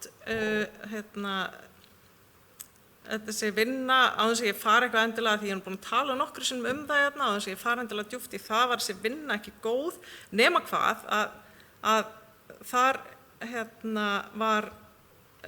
voru niðurskurðar aðgerðarættar sem endu einhvern veginn á því að vera bara að vísa út til nefndana. Við oddvitarnir tókum ekki þá ábyrgð sem við þurftum að taka í þeirri vinnu. Og aðal niðurstaðan var tillaga lokun 2 leikskóla. Og þetta sendi þessi hópur frá sér vorið 2016. Og þótti engu gott mál og ég stóð svona pínu í stappi út af þessu og endaði með því að samþykkja þetta ekki, af því ég hafði einhvern veginn tilfinningu fyrir því að þetta væri ekki gott. Þetta reyndist ekki gott, við höfum talað mikið það síðan og það sem er ánægilegt í þessari fjárhagsáætlun er að sjá virkilega bætingu og mikið metnað í leikskólamálum og svona þeirri þjónustu við barnafjölskyldur. En það sem var síðan einhvern veginn, þú veist, ok, og maður stendur bara þarna og maður hugsa bara að þetta er ekki gott, þetta er ekki gott og þeir sem eru með manni og það er bara meiri hlutin og meiri hlutaræður og þeir segja bara, þetta er bara ruglegar, þetta er bara gott mál.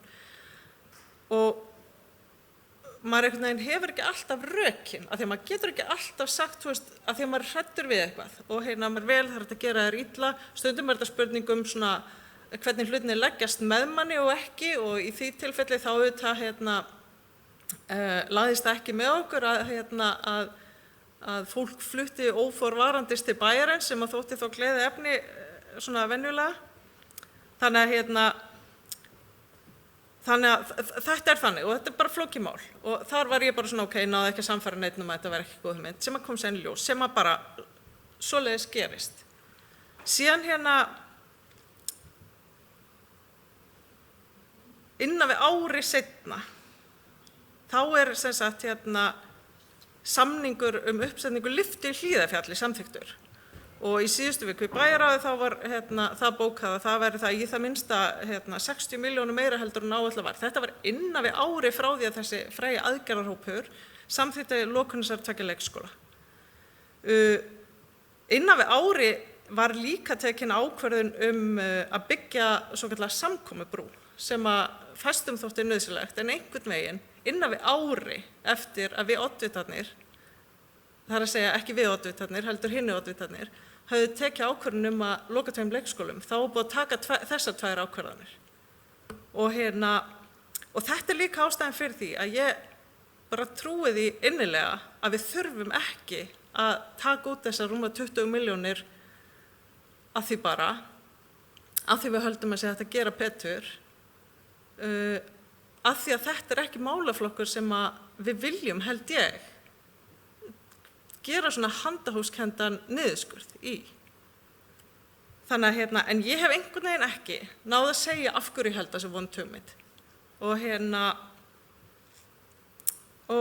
þannig að augljóslega bara fór þetta alla leið og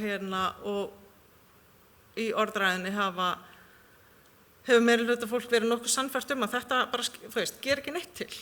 En ég ætla bara að segja, ég er fullkomlega ósammála. Þú veist, kannski verður þetta allt í lagi, af því að þetta verður útfært ótrúlega vel og í sátt og svona samlyndi við starfsfólk sem er kannski aðalatriðið, en ég bara hef miklar áhyggjur að svo verði ekki.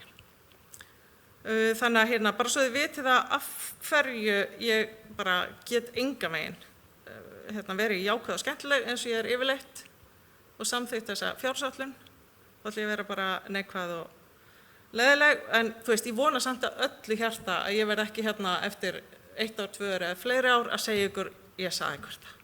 Af því að það er auðvitað ekki þannig. Þú veist, þetta er bara eitthvað sem að þið trúið að sé gott og ég trúi að sé ekki gott.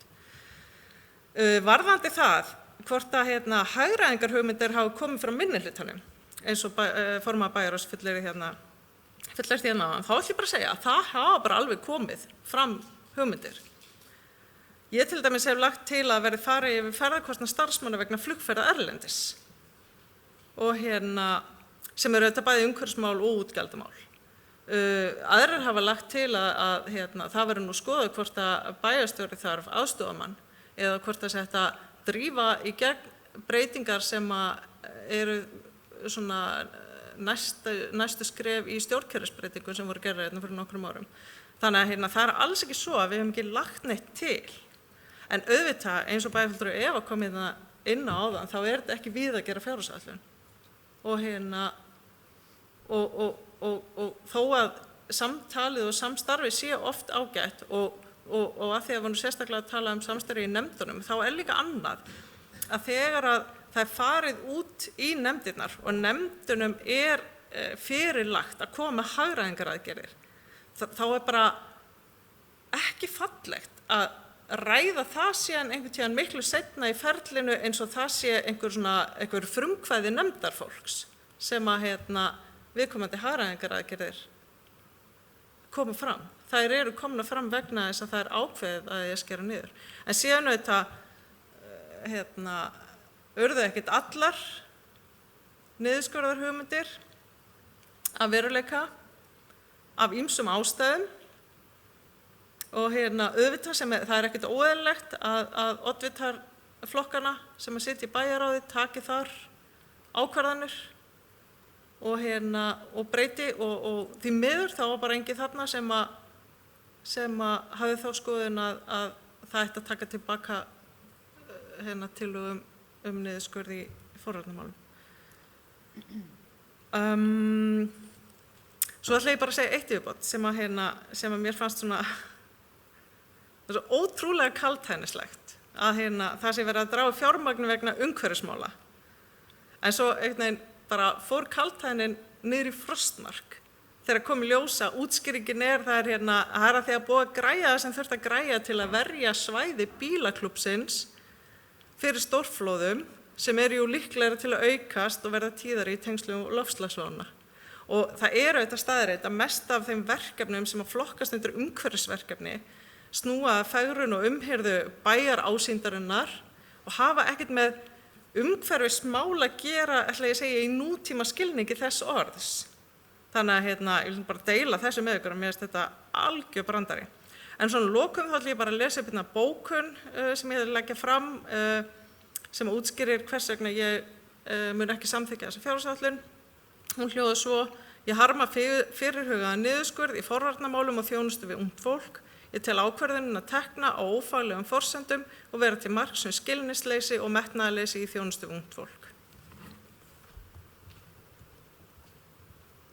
Það er bæjarfulltrúi Sóley Björk Stefánsdóttir í loki máls sinni. Næst tekur til máls bæjarfulltrúi Hilda Jana Gísladóttir.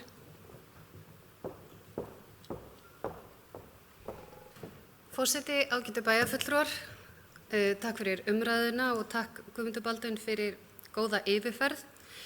Ég kem fyrst og fremst upp vegna þess að mér er mjög umhugað forvarnarmál. Mér finnst þau skipta alveg gríðarlega miklu máli og það er rétt sem að bæjarfulltrúi Sóley Björk nefndi að það voru sendar út hagræðingarkröfur í rauninni til nefnda og nefndirnar komust að ákveðinni niðurstöðu og síðan voru ýmsar breytingar gerðar eftir á eins og bæjarfulltrúi Sóley veit að þá voru settar til 10 milljónir frá ætlaðan í sérfræðikostnað tengdan forvarnarmálum sem hafði ekki öllu leyti verið útfærður en er meðal annars hugaður í rannsóknir á því. Tillaga nefndarinnar var lækkun vissulega 22 milljónir og bara aðeins til þess að fara yfir það í hverju það felst, þá eru það nokkrir hlutir sem eru sem sagt aðalega að fara í að draga úr yfirvinnu og álagsgreiðslum og föstum yfirvinnusamningum sagt upp sem og réttilega minni opnunartími í húsinu sem að er opið 4 daga vikunar, 12 klukkutíma á dag og 8 klukkutíma á dag á föstudögum. Akureyrarbær setur gríðarlega mikinn metnað í forvarnarmál. Mér held mér sé alveg óhætt að segja það. Við getum talað í fyrsta lagi 109.000 per íbúa í íþrótta- og æskulýðsmál. En ef við tökum út íþróttamálin og erum bara að tala ungmennahús og félagsmiðstöðvar, þá erum við að tala 7.787 krónur per íbúa sem hækkaði ríflega 900 krónur milli áranna 2017 og 2018, eða 965 ef ég man rétt. Það ekki verið að draga úr fræðslu eða minnka opnunartíma eða fækka ferðum hjá félagsmiðstöðvum og ég og formaður frístundaráðs og sviðsstjóri samfélagssviðs höfum sest saman niður yfir þessa stöðu eftir tillögur frístundaráð eftir að þau fengu þá kröfu að hagræða og af því að við vorum reiðubúin í fjárhagsáætlunarferlinu að taka frá þessar 10 milljónir til þess að halda verndarhendi yfir forvarnamálin, að þá tillaga sem frá þeim sem ekki búið að samþykkja en þó svona nánari útlistun á hvað að gera við þessar 10 milljónir, að þá verið 2 milljónir settar í að framkvæma kannanir meðal foreldra, kennara og barna og ungmenna á mið- og unglingastigi með það að markmiði að draga fram þarfir ungmenna viðkemur annars stigs forvörnum, þar að segja þeirra teiknir á lofti í lífi ungmenna en þó áður en að rautt flagg komið á loft og þörf á meðferð og í kjölfari að teikna upp mælanleg markmið í forvarnamálum og fylgja þeim eftir og þá þarf að endurskoða forvarnastefnuna. Þá verða 3 milljónir settar í starf frístundaráðgjafa sem var í 70% starfi en fer í 100% starf. Ekki verður jafn mikið dregið úr opnun ungmennahús eins og áður var ráðgert og nýtist 1 milljón króna í það. Auk þess 4 milljónir króna verða settar í verkefnið samfella í skóla og frístundastarfi. Mér langar líka að vekja athygli á því að það spennandi þingsályktunartillaga þjóðarátak í lýðheilsutengdum forvörnum sem liggur fyrir og þar meðal annars kemur fram áhersla sem ég tel að sé gríðarlega mikilvæg sem að skilgreina mælikvarða í forvarnastarfi á landsvísu með alþjóðlegum samanburði. Ég tel gríðarlega mikilvægt að við förum yfir málaflokkin forvarnir enda setjum við töluverða fjármuni þar réttilega og við ættum að tryggja það að hann nýtist örugglega sem best og það gerum við með samtali við ungmenni og börn, foreldra og kennara. Mér langar líka að nefna það að það eru 17 starfsmenn sem sinna 70–100% stöðugildum í tengslu við forvarnamál hjá Akureyri. Það eru 7 forvarnafulltrúar, það eru 3 starfsmenn félagsmiðstöðva Miðstöði, það eru 4 starfsmenn í ungmennahúsinu og virkinu, það er 1 áfengisráðgjafi, það er 1 starfsmaður barnavæns sveitarfélags, það er 1 starfsmaður í samfellu í frístund- og skólastarfi og þess utan eru tímastarfsmenn 6–8 sem sinna starfi á tímavöktum. Fyrir utan þetta erum við að taka þátt í því að setja laggirnar áfangaheimili fyrir fólk með fíknivanda og tökum þátt í starfi fjölsmiðjunar og svo framvegis, auka þetta starf velferðarsvið sem oftar en ekki tengist á 3. stigs forvörnum eða þegar vandinn er orðinn verulegur. Þannig að ég vil leggja fram bókun fyrir hönd meirihlutans. Akureyrarbær leggur mikinn metnað í forvarnamál og fjárhagslegt framlag sveitarfélagsins á hvern íbúa til málaflokksins með því hæsta sem gerist á landinu. Í þeim breytingum sem gerðar verða á milli áranna 2019 og 2020 annars vegar fyrirhugað að sýna ráðdeild í rekstri og skipulagi innra starfs, hins vegar horft til mikilvægra verkefna svo sem samfellu í skóla- og frístundastarfi og ítarlegri yfirferð á hvernig fjármagni getur nýst enn betur. Þá að setja mælanlega mælikvarða á forvarnastarf bæjarins, auk þess sem haldið áfram með þau fjölmörgu verkefni á sviði forvarna sem bærinn hefur byggt upp á undanförnum árum. Meirihluti bæjarstjórnar áréttar að forvarnamál Akureyrarbæjar eru til fyrirmyndar á landsvísu og verður engin breyting þar á. Takk fyrir. Bæjarfulltrúi Hilda Jana Gísladóttir lokið máli sínu. Orðið laust.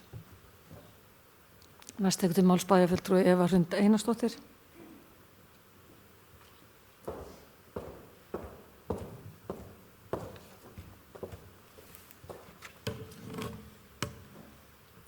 Forseti, ágætu bæjarfulltrúar. Ég vil nú byrja því líkt og aðrir að þakka bæjarfulltrúa Guðmundi Baldvini fyrir yfirferðina. Ég mjög ánægð að sjá þessa breytingu sem hefur verið á að varpa þessu hér upp og að bæjarbúi sjáu hvað við erum að tala því að það örugglega mjög leiðigjart að hlusta á 45 mínútna ræðu og hafa ekkert fyrir fram að sig. Þannig að það bara vel gert og þá hrósa því sem vel gert. Síðustu daga hef ég verið mjög ánægð með það að við höfum tekið upp alla bæjarstjórnarfundi. Því að það hefur verið æri verkefni að fara í gegnum fjárhagsáætlunar umræðu síðustu ára. Og ég verð að viðurkenna að mér finnst ég tek undir orð bæjarfulltrúar Sóleyjar Bjarkar að við erum svolítið að endurtaka okkur hér og ekki bara frá 2015, heldur bara nær allar fjárhagsáætlanir sem ég hef tekið þátt í. Því að næstum í hvert skipti hefur meirihlutann talað á næsta ári verður farið í hagræðingar aðgerðir. Og það hefur gengið svona glimrandi vel að nú verið að leggja fram áætlun þar sem að A-hlutinni tapi upp á rúmlega 400 milljónir. Auðvitað hefur komið hér fram í máli bæjarfulltrúa Guðmundar Baldvins að við erum hér að berjast við það að reka öldrunarheimilin. En svo lengi sem við erum allan með þau þá er það okkar verkefni að koma samt rekstrinum í gott lag og lífeyrissjóðsskuldbindingar taka sinn toll. Þau gera það líka annars staðar hjá öðrum sveitarfélögum, þó kannski ekki alls staðar í jafn miklum mæli. En hjá þeirri ábyrgð verður ekkert komist. Þannig að við þurfum að finna leiðir hvernig við ætlum að halda þessu áfram. En svo er annað mál sem að mér finnst bæjarfulltrúi Guðmundur Baldvin gera svolítið lítið úr. Að það er að 2017 misti meirihlutinn tök á stöðugildaaukningu innan kerfisins.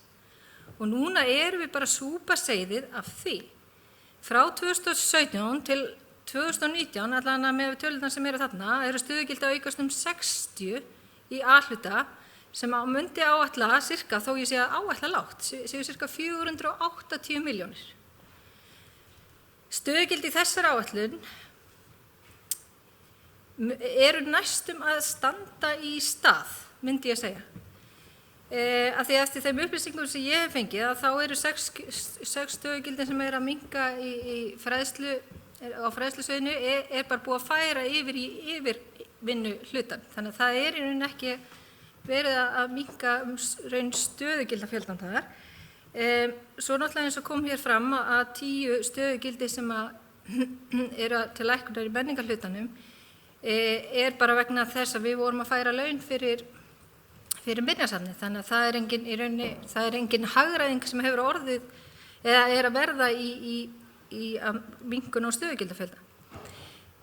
Hér kom fram að stöðugildin hafa komið að mestu leyti, stöðugildaaukningar að mestu leyti verið á fræðslusviðinu og í félagsþjónustunni, sem er alveg rétt.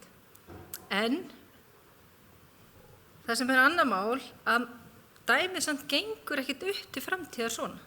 Við verðum að taka til og bregðast við. Bæjarfulltrúi Gunnar Gíslason, sem hefur nú einna mestu reynsluna hér inni, allavega að fræðslumálunum, hefur lagt til að verði farið aðra leiðir varðandi fræðslumálin. Það er nú ekkert langt síðan ég hlusta á Karl Frímannsson, sviðsstjóra fræðslumála, halda fyrirlestur hér, reyndar áðan að vera fræðslustjóri, að það yrði að fara aðra leiðir í skólakerfinu, ef við ætlum að ná að halda því út að reka skólakerfi og líka til að bæta aukningu á gæðum. En svo er náttúrulega líka annað, að þeir sem eru í rekstri vita það að það er ekki endilega sama sem merki á milli þess að bæta við stöðugildum og veita betri þjónustu. Það er ekki alltaf sama sem merki þar á milli. Og mér þykir miður að við sem ekki komin lengra í verkefni sem að bæjarfulltrúi Sóli Björk hefur margoft talað og við tekið undir með henni sem er straumlínu raunri stjórnun LÍN. LÍN er nefnilega ekki endilega ætla til þess endilega að lækka kostnað heldur að nýta starfsfólki betur og þannig leiðir það til lækkunar á kostnaði. Þannig að þá er verið að fara yfir alla ferla, það er verið að fara yfir öll verkefni, erum við að sóa tíma einhvers staðar og ég get lofa ykkur því að við erum að sóa tíma á mörgum stöðum innan kerfisins, alveg svo ég er að sóa fullt af tíma heima hjá mér. Þannig að við getum alltaf gert betur, ég er nýbúin að taka heimili í svona línverkefni og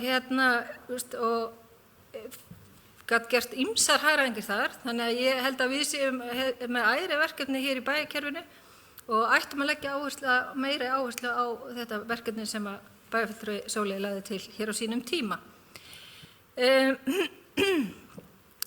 Ég veit nú ekki, ég ætla nú samt að minnast á það má heldur ekki gleyma framkvæmdunum og rekstrinum við listasafnið sem að hafa farið langt fram úr áætlunum og það er bara líka að hafa áhrif á reksturinn.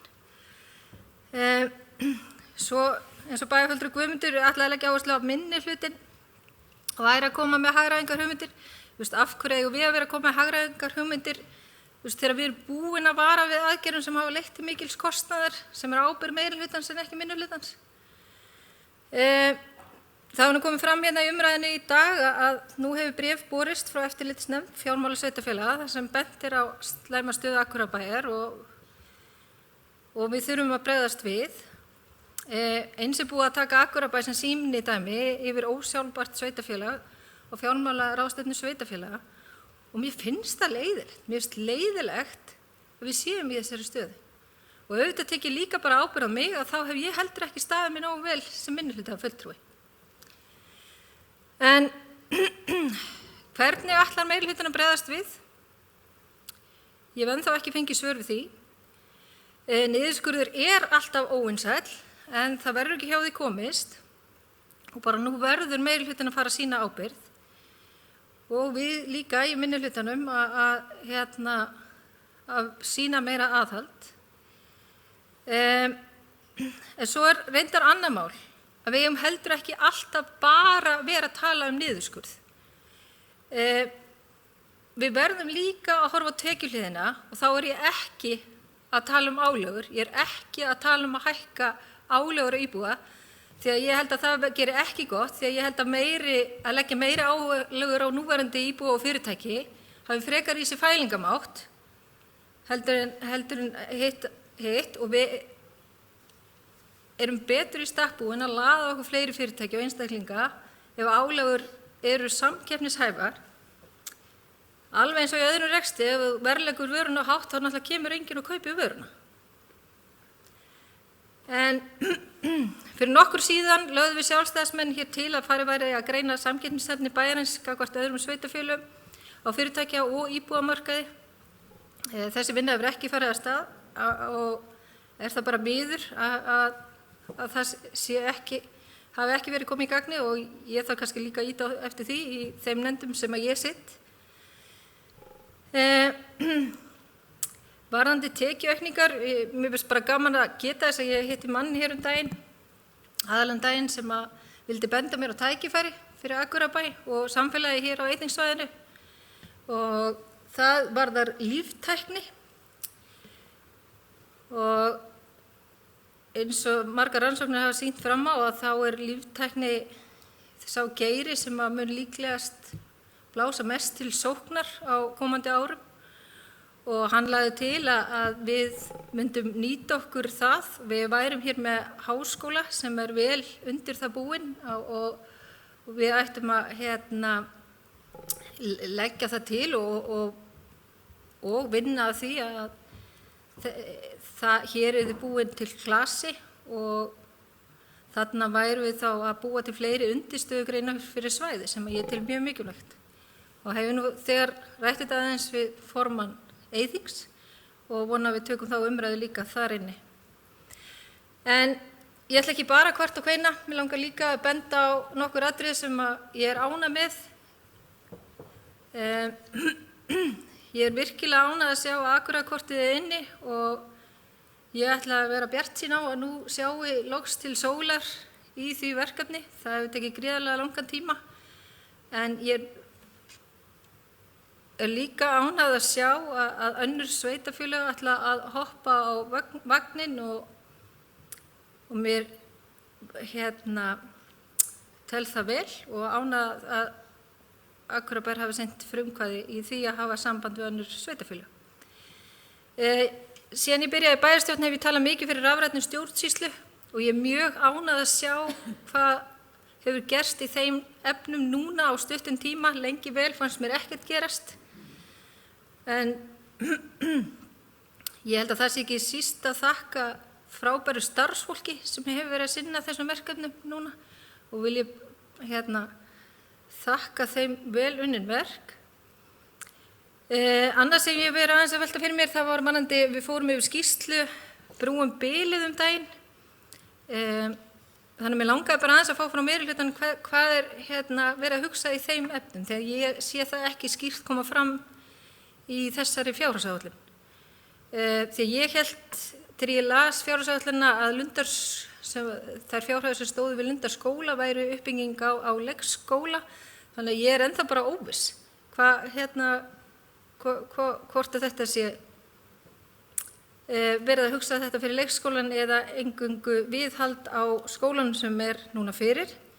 En ég held einmitt að með uppbyggingu á leikskólan nær skólanum myndum við ná samlegðar áhrifum og þannig ná hugsanlega að draga saman í kostnaði.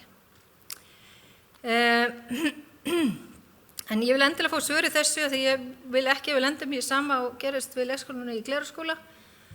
Ég held að sé komin 7-8 ár þegar hann kemst í gagnið frá því að fyrst var lagt af stað, þannig að við viljum ekki lenda í því aftur. Eins vil ég enn og aftur ítreka hversu vont það er að vera ekki inni í allri umræðu bæjarráðs fjárhagsáætlun. Fyrir okkur sem sitjum þarna fyrir utan er því enn mikilvægra að gögnin séu vel unnin. Og mér fannst ég svolítið vera að lenda í því að ég væri ekki nógu vel upplýst, gögnin væru ekki að upplýsa mig nægilega hvað væri verið að taka út, hvað er verið að setja inn. Ég get bara nefnt sem dæmi að á gögnum sem ég hef verið að fá og þar til dæmis kemur allstaðar fram að þessi verið að leggja punktinn niður. Og það eru mjög misvísandi skilaboð sem að felast í því. Eins varðandi þegar við erum að gera breytingar og að færa stöðugildi yfir í yfirvinnu og svona, þá væri mjög gott að það kæmi skýrt fram, því að þegar ég er að nýta mér stöðugildaaukningu og minnkun, þá er ég svolítið að hugsa að reyna að nota það hvort við séum að ná hagræði í þeim efnum. En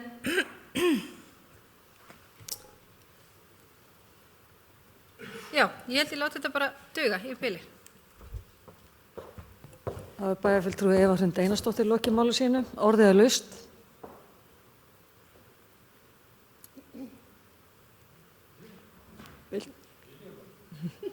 Næst tekur til máls bæjarfulltrúi Guðmundur Baldvin Guðmundsson.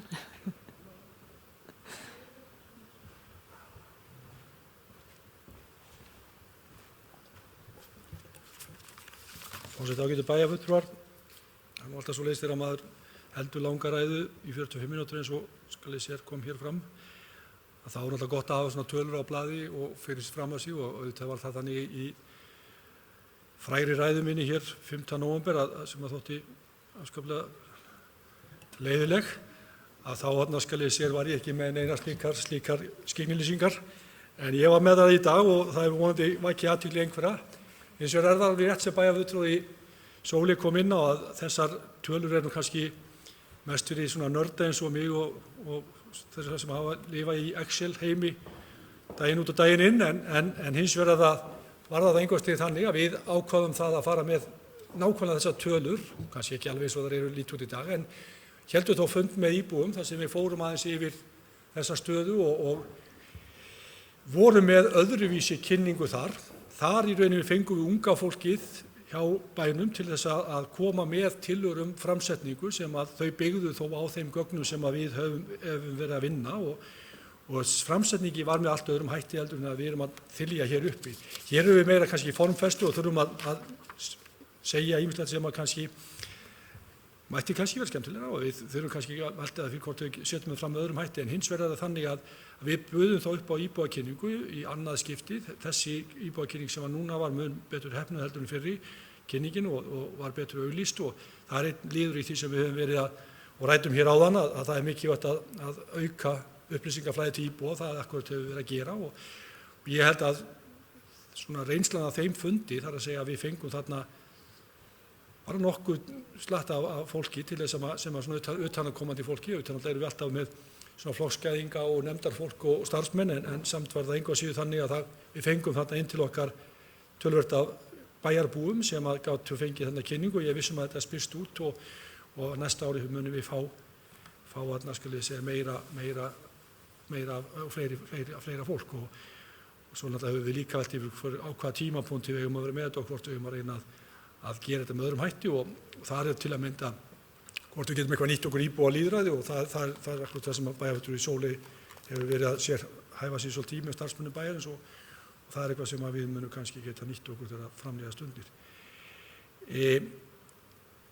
Ég reikna með því varðandi það sem að bæjarfulltrúi Sóley kom inn á varðandi þessa niðurskurð sem hún talar í forvarnamálum, auðvitað það þannig að þetta er hennar sjónarmið og ber að virða. Hún hefur verið einarður talsmaður þessi í gegnum frá því hún kom í pólitík með mér að þá hefur hún talað mikið verið í forvörnum. En við eins og bæjarfulltrúi Hilda kom inn á þá teljum við okkur vera að gera hans í vel í því og eigum þarna, við erum í fremstu röð því að við teljum í þessum málum en við ætlum líka þá að gera úttekt á þessum málum og vita hvernig við stöndum og hvernig við getum nýtt þá fjármunum sem við höfum betur til þessara málflokka. Hún kom inn á ýmsa hluti sem hún hún kom inn á nokkra hluti sem hún talaði að hefur komið hagræðingar hugmyndir frá henni og það er alveg rétt að hún hefur rætt ýmsa meðal annars ferðakostnað erlendis og þá var kom í þeirri umræðu að mikið af þeir ferðakostnaði sem að starfsmenn bæjarins að fara erlendis ekki tengt í rauninni starfinu sem líkt. Þar eru menn að fara í námsferði, þetta menn eru oft styrktir af námsstyrkjasjóðum og þetta hefur verið til að mynda í skólum og leikskólum, þá hafa menn verið að fara í einhver svona námsferðir, kynna sér starfsemi erlendis í sambærilegum einingum og fengi þá út úr verkalýðsfélögum sínum til þess að fara í þá ferð. Þannig að það er nú svona spurning hversu mikið ferðakostnaður hjá okkur almennt í bæjarkerfinu. Það var bara fróðlegt og verður kannski eitt af því sem við höfum að gera þegar við förum í þessar vinnu okkar að teikna það upp vegna þess að sjálfsög getum við ekki haft áhrif á þessar ferðir sem að starfsfólk að fara með sínu fjármunum sjálft í þessar ferðir. Þannig að það er svona kannski. Ég er alveg sammála Sóley varðandi umhverfismálin og ofanflóðasjóðin sem þessar fjármunum sem við þurfum að setja í það var í rauninni eitthvað sem að var þröngvað upp á okkur. Það var ekki til þess að þetta var eitthvað sem var gamalt mál sem var bara þurft að leysa og þetta var ekki bara bílaklúbbun, þetta þurftum menn að taka þarna þessa ákvörðun að setja fjármuni í þetta sem var kostnaðarsamt en auðvitað alltaf þarna skulle sér álitamál. En við þurfum að taka þessa ákvörðun og það var ekki hjá því komist. Það er svona varðandi þessum bæjarfulltrúi Sóley, Eva kom inn á varðandi stöðugildafjöldanna og við höfum alveg mist okkur árið 2018, það sýnum við á tölum við höfum fjölgað og þá erum við alltaf að tala 39 mann sem að fjölgar í A-hluta, það færist þarna milli A-hluta og aðalsjóðs, starfsmennir fasteigna færast þarna milli inn í aðalsjóðin og seldir þaðan út en þannig það er svona, en við erum að horfa 39 stöðugilda aukningu þarna, og stærsti hlutin af því 21 í fræðslumálum og ég veit ekki nákvæmlega hvernig það er en ég reikna kannski með að formaður fræðsluráðs komi hérna inn og ræði hvernig stöðugildafjöldin í fræðslumálunum en hins vegar það þannig til dæmis í málaflokki fatlaðra og það er til mynd að það getur stokkið til þarna fjölgar 9 ef ég man rétt, það var samt ekki að hengja mig upp á en ég held samt að á þessu ári hafi við tekið við þjónust á erfiðum einstaklingi sem eða þurftum að veita þjónustu á erfiðum einstaklingi og þá ertu bara kannski komið með 5-6 stöðugildi bara við þennan eina einstakling. Það er náttúrulega fljótt að gerast en auðvitað náttúrulega eins og ég kom hérna á máli mínu áðan þá er eitt af því sem við þurfum að skoða það er akkurat málaflokkur fatlaðra og hvernig við erum í raun að nýta það allt saman. En ég veit ekki hvar bæjarfulltrúi Eva hefur rekist á við ætlum að leggja niður punktinn. Það hefur aldrei staðið til, við erum í raun að breyta áherslunum á rekstri punktsins og flytja hann til innan bæjarins en það hefur ekki staðið til að leggja þá góðu starfsemi sem við erum að veita þeim skjólstæðingum sem þess þurfa eins og eru að breyta áherslum í rekstrinum en við ætlum að sjálfsögðu og höfum rætt það hér að við ætlum áfram að þjónusta þá einstaklingar sem að virkilega þurfa á þjónustu þessa ágæta úrræðis og það verður bara gert með öðrum hætti en það hefur verið en það er ekki verið að leggja það niður. Takk fyrir. Það er bæjarfulltrúi Guðmundur Baldvin Guðmundsson lokið máli sinni, næst tekur máls bæjarfulltrúi Ingibjörg Ólöf Ísaksen.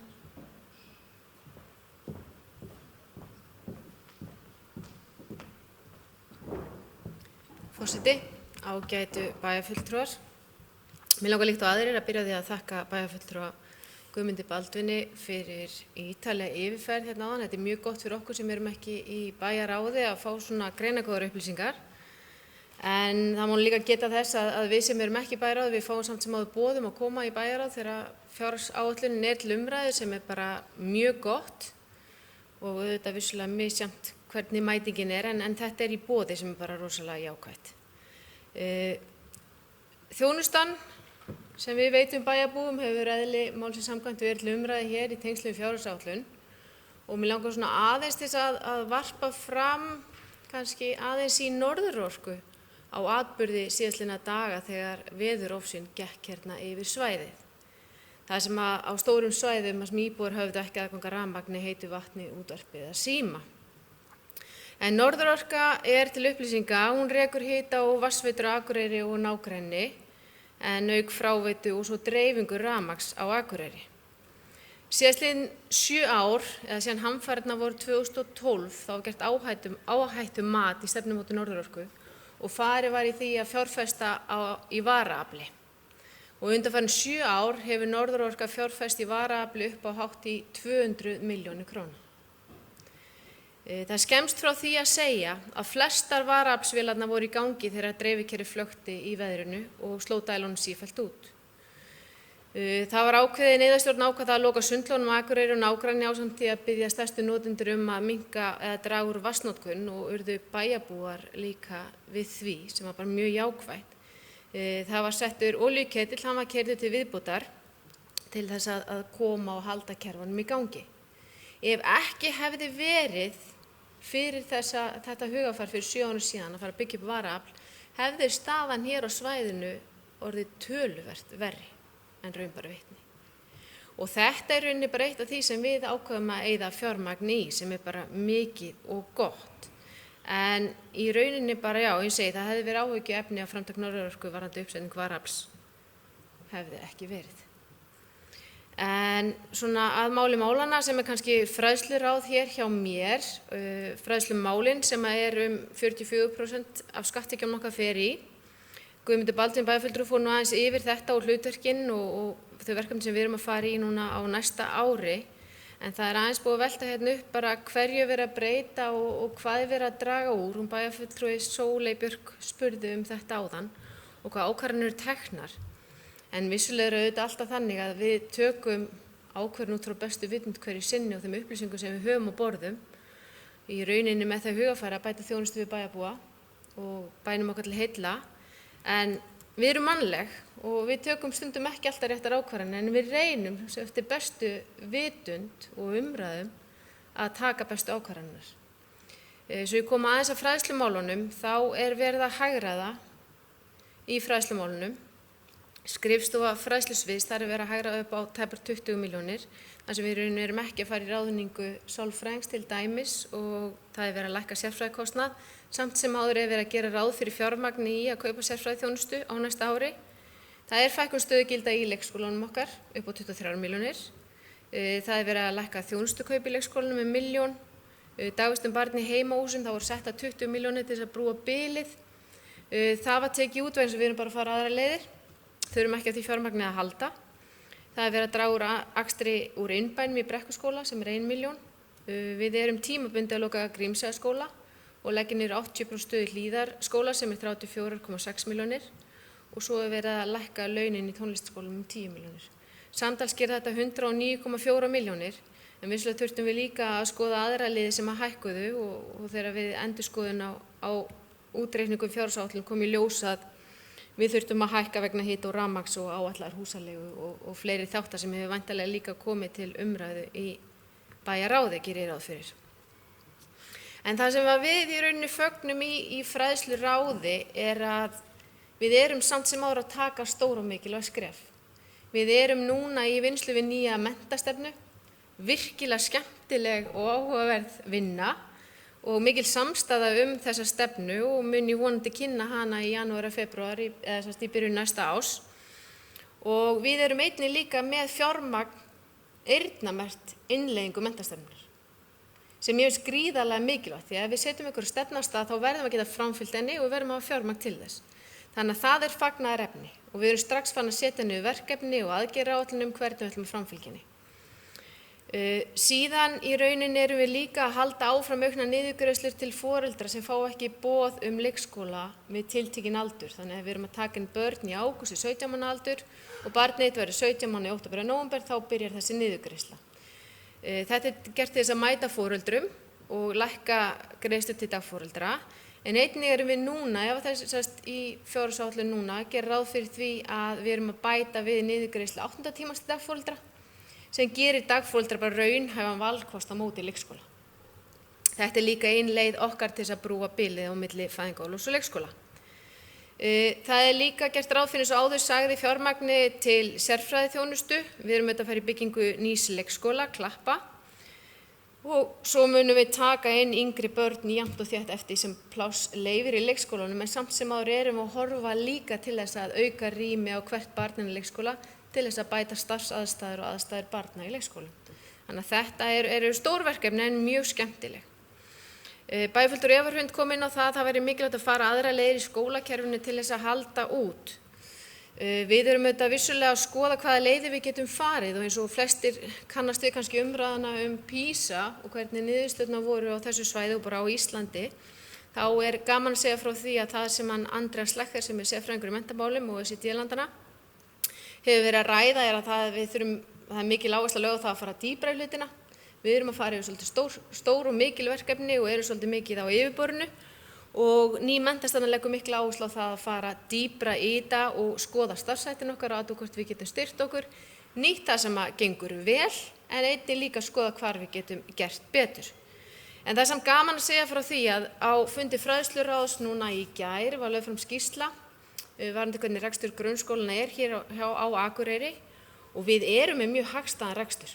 Við erum með hagkvæmar stærðir og náum að reka skólan okkar með góðu móti með önnur sambærileg sveitarfélög og bara gaman að geta upplýst bæjarbúa og bæjarfulltrúa það hér. Hvet ykkur endilega til að kynna ykkur þetta. En auðvitað það þannig að það er alls staðar sóun í kerfinu og alltaf gott að fara í naflaskoðun, alveg sama hvað málaflokkurinn heitir eða hvort það sé heima hjá okkur eða eitthvað annars staðar. En það er bara líka til upplýsinga er að samfélagið okkar er að breytast, áherslunar er að breytast og þörfin í skólakerfinu er að breytast. Og við sjáum það að það er gríðarleg aukning í sérkennslu til dæmis í leik- og grunnskólum. Og það er sláandi stundum að heyra umræðu leikskólakennara og grunnskólakennara það hvernig uppeldið er að breytast jafnt og þétt samhliða breyttu samfélagssniði. En varðandi brúum bili og hvað sé áætlað í þeim efnum, þá erum við að fylgja eftir skýrslunni, brúum bilið, innan fræðslu sviðsins. Í nýframkvæmdaáætluninni kemur fram eins og varðandi Lundarsel að það er gert ráð fyrir viðhaldi, eða það er gert ráð fyrir 20 milljónir 2021 sem ég ger ráð fyrir að fara í hönnun og síðan er reiknað með að framkvæmdir hefjist 2023 og það eru 300 milljónir áætlaðar og framkvæmdaáætlunin nær ekki lengri en það, þannig að við gerum ráð fyrir því að það komi meira fjármagn þegar nær dregur og kostnaðaráætlun liggur fyrir. En síðan varðandi Lundarskóla þá eru 20 milljónir áætlaðar 2020 og sem fara væntanlega í hönnun líka og 230 milljónir 2022 og ég sjálf hefur horft til þess og hópurinn brúum bilið lagði áherslu á það að það yrði horft til þess að samræma þessar framkvæmdir og reyna að gera þetta, hanna þetta út frá því að þetta tengist þar að segja leikskólinn og grunnskólinn. Svo ég svari kannski að fara aðeins yfir því að svara bæjarfulltrúa Evu Hrund. En meira er það ekki bili frá mér, ég vil bara þakka kærlega fyrir góðar umræður. Það er bæjarfulltrúi Ingibjörg Ólöf Ísaksen lokið máli sínu. Orðið er laust. Næst tekur til máls bæjarfulltrúi. Var ekki? Jú, ég voru svo jafnir. Hlynur Jóhannsson. Ég stóð bara fyrir það. Forseti ágætu bæjarfulltrúar. Ég vil nú eins og aðrir þakka Guðmundi Baldvin fyrir þessa yfirferð þó ég sé búin að hlusta á hann nokkuð oft í bæjarráði. Það var nú bara vel sloppið, hann skildi bara vera inn í 45 mínútur. En ég hef nú velt þessu töluvert fyrir mig. Þetta er í annað skipti sem ég fer í gegnum þetta að hlusta á þetta. Og ég held þetta sé ekkert einfalt dæmi. Við erum í bæ sem er ekki að góðri svona stærðargráðu. Við erum að sinna held ég allt og mörgum hlutum hérna. Það eru margir hópar að biðja peninga og ég hef nú komið til nokkura bæja á Norðurlöndunum og sem eru í svipari stærðargráðu og þeir eru ekki að sinna næstu eins mörgum hlutum. Og ég held að sé bara ekkert auðvelt að útluta þessu og finna réttu leiðina. Ég held að alveg sama hvernig meirihlutin væri samsettur eða minnihlutin, það er alltaf einhverjir á móti öllu og þar fram til göttunum.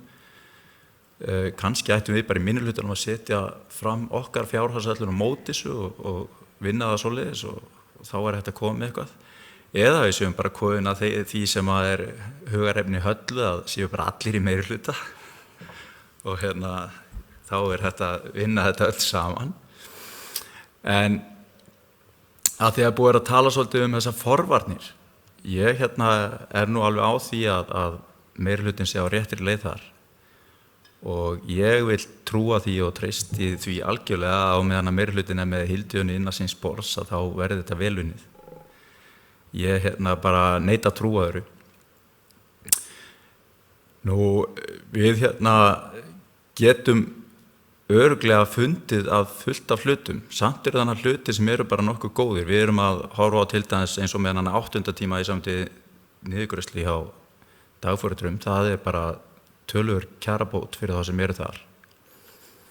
Það eru fleiri hlutir sem eru góðir. Við erum að greinilega horfa til betri vegar í bæði skólamálum og leikskólamálum og vonandi á næstu 2-3 árum munu þau bara komast í gott horf.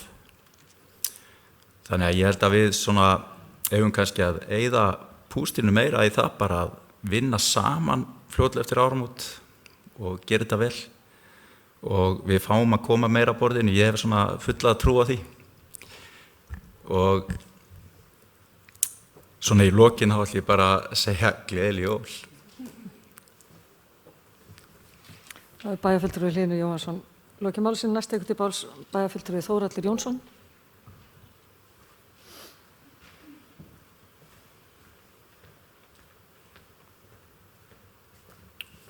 Forseti, ágæti bæjarfulltrúar. Ég vil líkt og aðrir byrja að þakka Guðmundi Baldvin fyrir ágæti yfirferð. Þetta var ekkert leiðilegt. Þannig að svo bara því sitt haldið til haga, það er mismunandi áhugamál, en það eru nokkur atriði sem að aðeins pirrar mig og ég verði eiginlega að fá að nefna hérna. Ef við byrjum bara á íbúafundinum sem á haldinn að þá var hann stórkostlegur. Þetta var frábært framtak og þetta var vel framsett og þetta var skemmtilegt. En því miður var mætingin vægast sagt sorgleg. Þarna voru bæjarfulltrúar, makar þeirra og örfáir starfsmenn Akureyrarbæjar. Almennir bæjarbúar voru varla teljandi á höndum annarra handar. Ég bara held ekki. En fundurinn var áhugaverður, hann var skemmtilegur og ég myndi skora á alla sem hafa áhuga á fjármálum bæjarins að mæta á svona fundi ef við höldum svona funda eftir ár. Af því að þetta var virkilega flott. Eina sem líka pirraði með þarna var að það voru ákveðnir nefndamenn sem hefðu mátt vera betur undirbúnir fyrir fyrirspurnir. Af því að það stoppaði á þarna málum sem fólk vildi fá svör við og bæjarfulltrúar voru ekki, eða nefndar fólk réttara sagt var ekki klárt með svör. Og þarna vantar kannski backup þá frá embættismönnum sem hefðu þyrft kannski að vera til staðar til þess að bakka upp fólkið sem átt að svara þessum spurningum. Guðmundur Baldvin segir að við höfum ekkert lagt til þess að hjálpa við, ég er búin að sé, það er rúmt 1,5 ár sem ég byrjaði þessa bæjarstjórn, ég hef mikinn áhuga á skipulagsmálum, sérstakan áhuga á miðbænum og ég er ítrekað búin að leggja áherslu á það að sé hægt að byggja upp þennan miðbæ og það er meira að segja þannig að ég sendi mann sem kom til mín sem vildi fá að byggja í miðbænum og ég sendi hann bara á skipulagsstjóra. Og skipulagsstjóri segi, já, nei, það er ekki hægt vegna þess að við erum ekki með skipulag sem við getum unnið eftir, þannig ég get ekki úthlutað lóðinni. Þetta hamlar uppbyggingu á Akureyri og ég hef ítrekað bent á þetta og bara vill benda á þetta einu sinni enn. Ég er búin að berjast fyrir því að lóðinni við Hofsbót 2 verði úthlutað sem er strætóstöð SVFA sem eina lóðin í miðbænum sem tilbúin samkvæmt gildandi miðbæjarskipulagi sem að mætti útluta eins og staðan í dag. Og það mál dregst og dregst, það var skipunefnd sem var sett í að flytja strætó og mér sýnist með við þessa fjárhagsáætlun að þá séum við að ætla 30 milljónir á næsta ári og 30 milljónir á þar næsta ári í flutning á SVFA. Þetta gerist allt og hægt. Það til áætlun sem segir að þetta kosti 110 milljónir og þá þurfum við kannski að ráðast í það til þess að geta hafið uppbyggingu í bænum. Og jú, með uppbyggingu koma auknar tekjur, Guðmundur Baldvin. Þannig að þetta svona mitt input búið að vera síðasta 1,5 árið til þess að auka tekjur bæjarins. Varðandi miðbæjarskipulagið sem slíkt að þá fagna ég því að það séu settu peningar í það að taka það upp á næsta ári og ekkert nema jákvætt það, en ég myndi vilja spurja þennan meirihluta, hann þá endilega búinn að taka ákvörðun það að flytja ekki Glerárgötuna, eða hvað ætlið að gera? Ég vil bara fá svör. Af því að það ekki hægt að vinna þetta nema menn séu búin að ákveða sig hvað þeir ætla að gera. Höfnin ætlar að fara í Torfunesbryggju sem að getur orðið virkilega flott tenging við miðbæinn og þá þurfum við að hugsa það saman, þetta verkefni, þeir virðast vera konir lengra heldur en við með miðbæjarskipulagið, þannig að ég held að við þurfum kannski að eiga samtal þarna áður en að lengra verður haldið og, hvað getur sagt meira? Íþróttavöllurinn, það hvergi nein tala sett í miðbæinn eða í sambandi við íþróttavöllin og hvað á að gera þegar KA ætlar að hætta að spila eftir 1-2 ár á íþróttavellinum.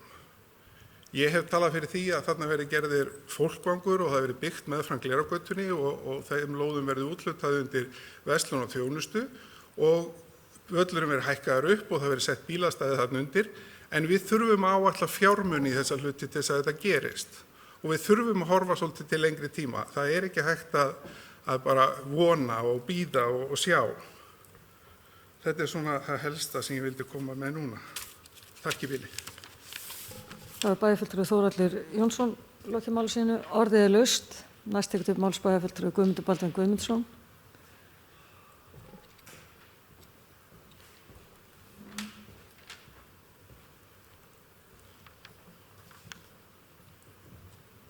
Forseti ágætu bæjarfulltrúa, bara aðeins að svara bæjarfulltrúa Þórhalli.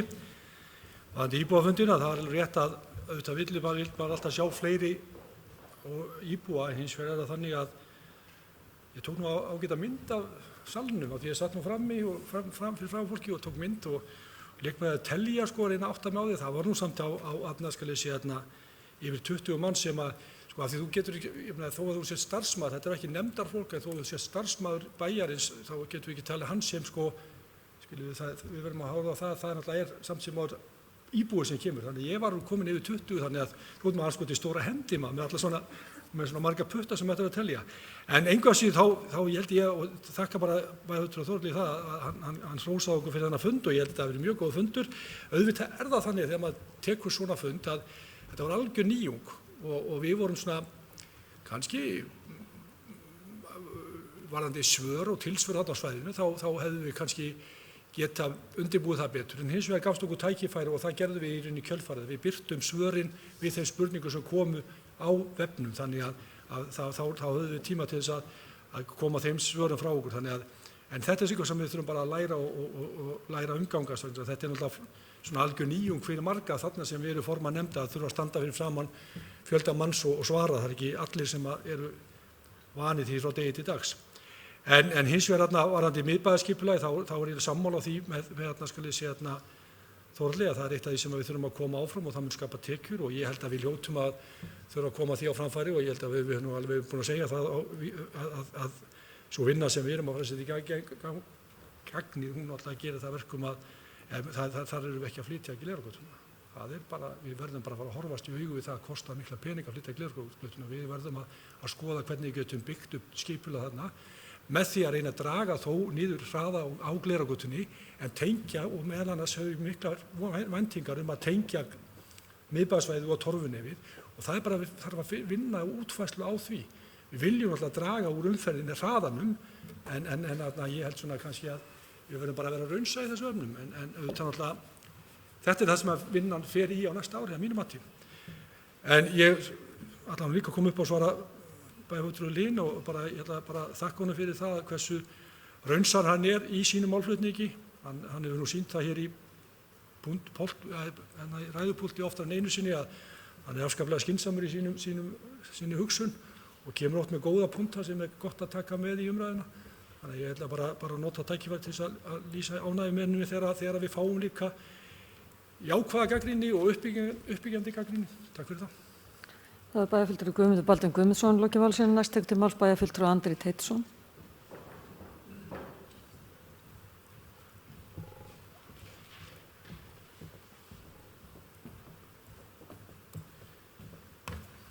Forseti, ágætu bæjarfulltrúar.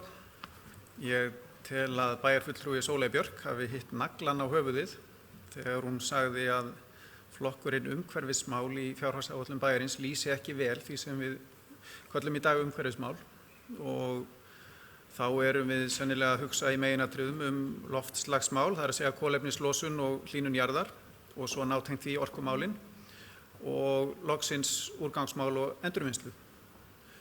Og hvað erum við þá að gera í þessum nútíma skilningi á umhverfismálum? Ég svona rétt aðeins bara festi á blaði nokkra punkta til að svona sjálfum mér og kannski öðrum til fróðleiks og umhugsunar. Við erum með ókeypis í strætó sem að kostar okkur 200 milljónir á ári og má segja sé stórt umhverfismál.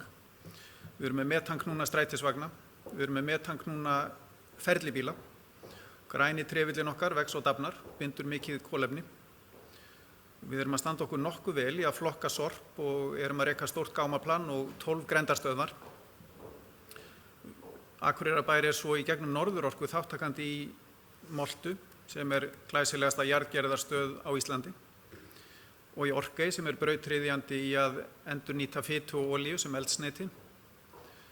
Nú við erum í metanvinnslu af gamla urðunarstaðnum á Glerárdal og Norðurorka sjálf er kolefnishlutlaus eða allavega langt til ef við teljum skógarreiti í umsjá félagsins með.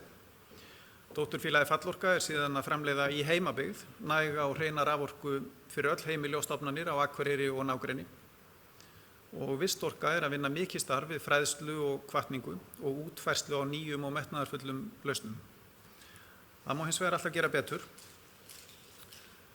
og núna er til dæmis í gangi starfshópur sorp- og endurvinnslumál hér á Akureyri og annar á starfsvæði Eyþings og samtaka sveitarfélaga á Norðurlandi vestra og ég vænti þess að það muni koma góðar tillögur og samstaða út úr þeirri vinnu.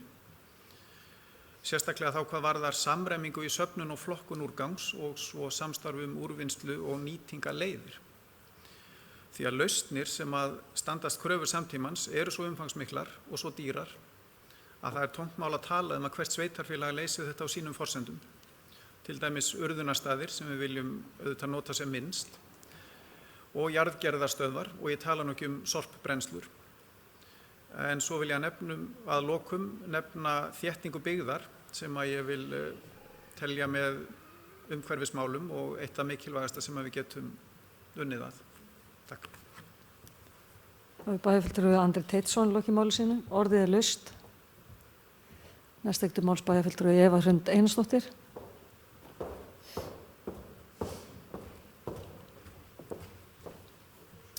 Forseti, ágætu bæjarfulltrúar. Ég ætla að fá að lesa upp bókun fyrir hönd okkar bæjarfulltrúa úr Sjálfstæðisflokknum. Þessi fjárhagsáætlun tekur að mestu mið af þeirri rekstrarstöðu sem er vegna fjölgunar stöðugilda og útgjaldaukningar síðustu ára. Frá árinu 2017 til 2009 hafa stöðugildi aukist 60 A-hlutanum og ekki má sjá að þeim fari fækkandi. Við bentum á að sú þróun væri varasöm ef ekki yrði brugðist við strax með aðhaldsaðgerðum á móti. Það hefur ekki tekist, það var ekki gert og því er sem er. Nú er komið svo að bréf hefur borist frá eftirlitsnefnd fjármála sveitarfélaga þar sem bent á slæmastöðu Akureyrarbæjar. Staðan er orðin þannig að við getum engan veginn sætt okkur við að samþykkja fjárhagsáætlun sem sýnir verulegt tap á A-hluta Akureyrarbæjar. Það er bæjarfulltrúi Eva Hrund Einarsdóttir lokið máli sínu. Orðið er laust. Nei. Þá fleiri hafa ekki hvatt sér hljóðs. Þá segi ég umræðinu fjárhagsáætlun lokið og þá hefst nú lesturinn, sko. Það þarf að bera hann upp í mörgum pörtum. Áætlunin tekur til eftirfarandi þátta. Samstæðureikningur Akureyrarbæjar A og B hluti, samstæðureikningur Sveitasjóðs A hluti, rekstraryfirlit samstæðureikningsins 2020, rekstraryfirlit samstæðureiknings 2021, rekstraryfirlit samstæðureiknings 2022, rekstraryfirlit samstæðureiknings 2023, framkvæmdayfirlit Akureyrarbæjar 2020 til 2023, A-hlutastofnanir, aðalsjóður, eignasjóður Gatna og fleira, fasteignir Akureyrarbæjar, framkvæmdamiðstöð, B-hlutastofnanir, bifreiðasjóður Akureyrar, byggingasjóður Náttúrufræðistofnunar, félagslegar íbúðir, gjafasjóður ÖA eða öldrunarheimilina, Hafnasamlag Norðurlands, Norðurorka HF, strætisvagnar Akureyrar og öldrunarheimili Akureyrar. Þá það aðalsjóður.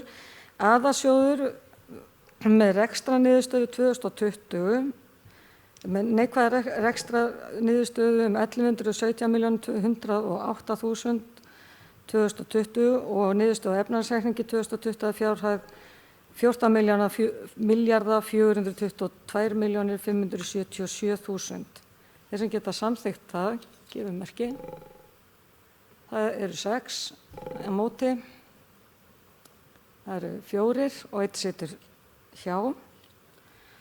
A-hlutastofnanir, eignasjóður Gatna, rekstraniðurstaða 2020 að fjárhæð 77.327.000. Fasteignir Akureyrarbæjar, rekstraniðurstaða 2020 að fjárhæð 619.207.000. Framkvæmdamiðstöð, rekstraniðurstaða 2020 að fjárhæð 6.076.000. Allar ég ber þetta bara allt saman upp í einu, allar þessar A-hlutastofnanir, þeir sem geta samþykkt það, gefum merki. Það eru 6 móti, 4, 1 situr hjá.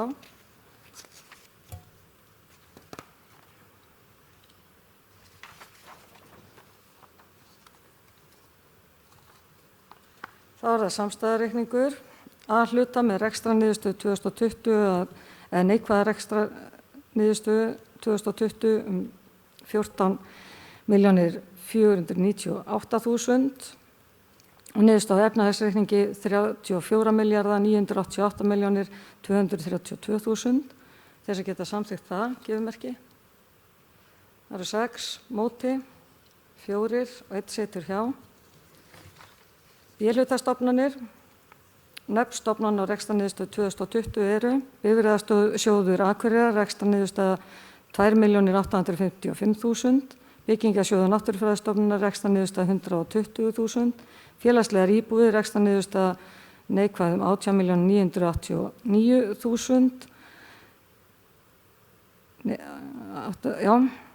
Gjafasjóður ÖA, rekstraniðurstaða neikvæð 3.619.000. Hafnasamlag Norðurlands, rekstraniðurstaða 251.395.000.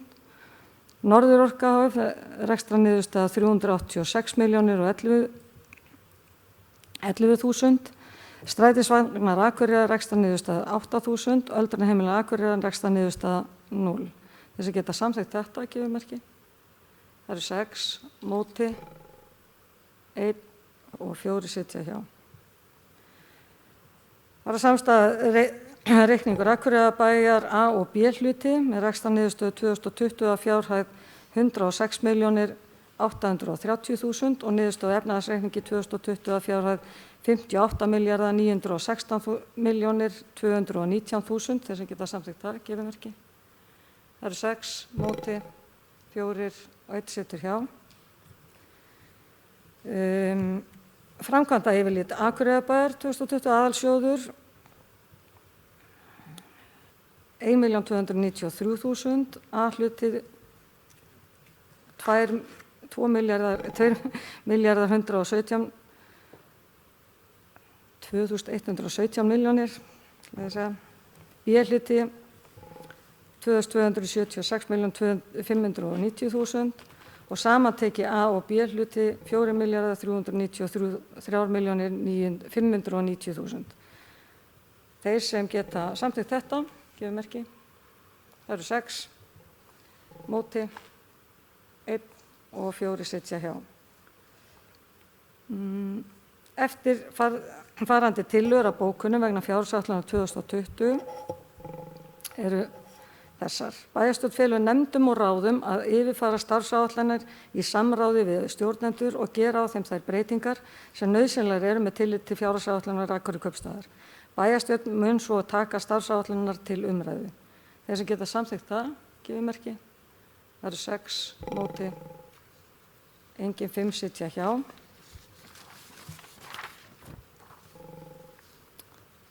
Það eru kaup á vörum og þjónustu. Nýta skal kosti almennara útboða við framkvæmdir og vöru- og þjónustukaup þar sem því verður við komið. Sérstök áhersla verði lögð á að ítrustu hagkvæmni í innkaupum og meta skal endurnýjunarþörf búnaðar sérstaklega.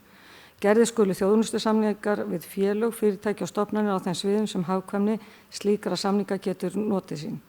Þeir sem samþykkja þetta, gefum merki. Það eru 6, 7, 8, 9, móti.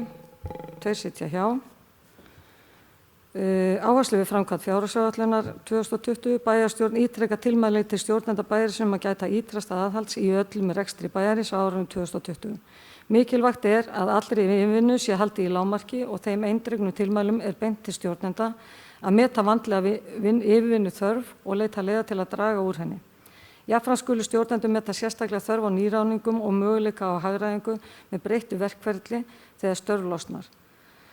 Allar slíka breytingar þarf að leggja fyrir viðkomandi nefnd og bæjarráð. Þeir sem geta samþykkt það, gefum merki. Það eru 9, móti, engin 2 sitja hjá. Bæjarstjórn lítur svo á að með afgreiðslu frumvarpsins hafi verið afgreidd erindi og tillögur fjárveitingar sem borist hafa bæjarráði og vísað hefur verið til gerðar fjárhagsáætlana. Þeir sem samþykkja það, gefum merki. Það eru 6, móti, 5 sitja hjá. Þá lýsi ég yfir að 7. lið dagskrárinnar ásamt 5. lið í fundargerð bæjarráðs frá 12. desember 2019 séu afgreiddar. Og þá komið að 8. lið að dagskrá samþykkt fyrir bæjarráð, endurskoðun til máls tekur bæjarfulltrúi Guðmundur Baldvin Guðmundsson.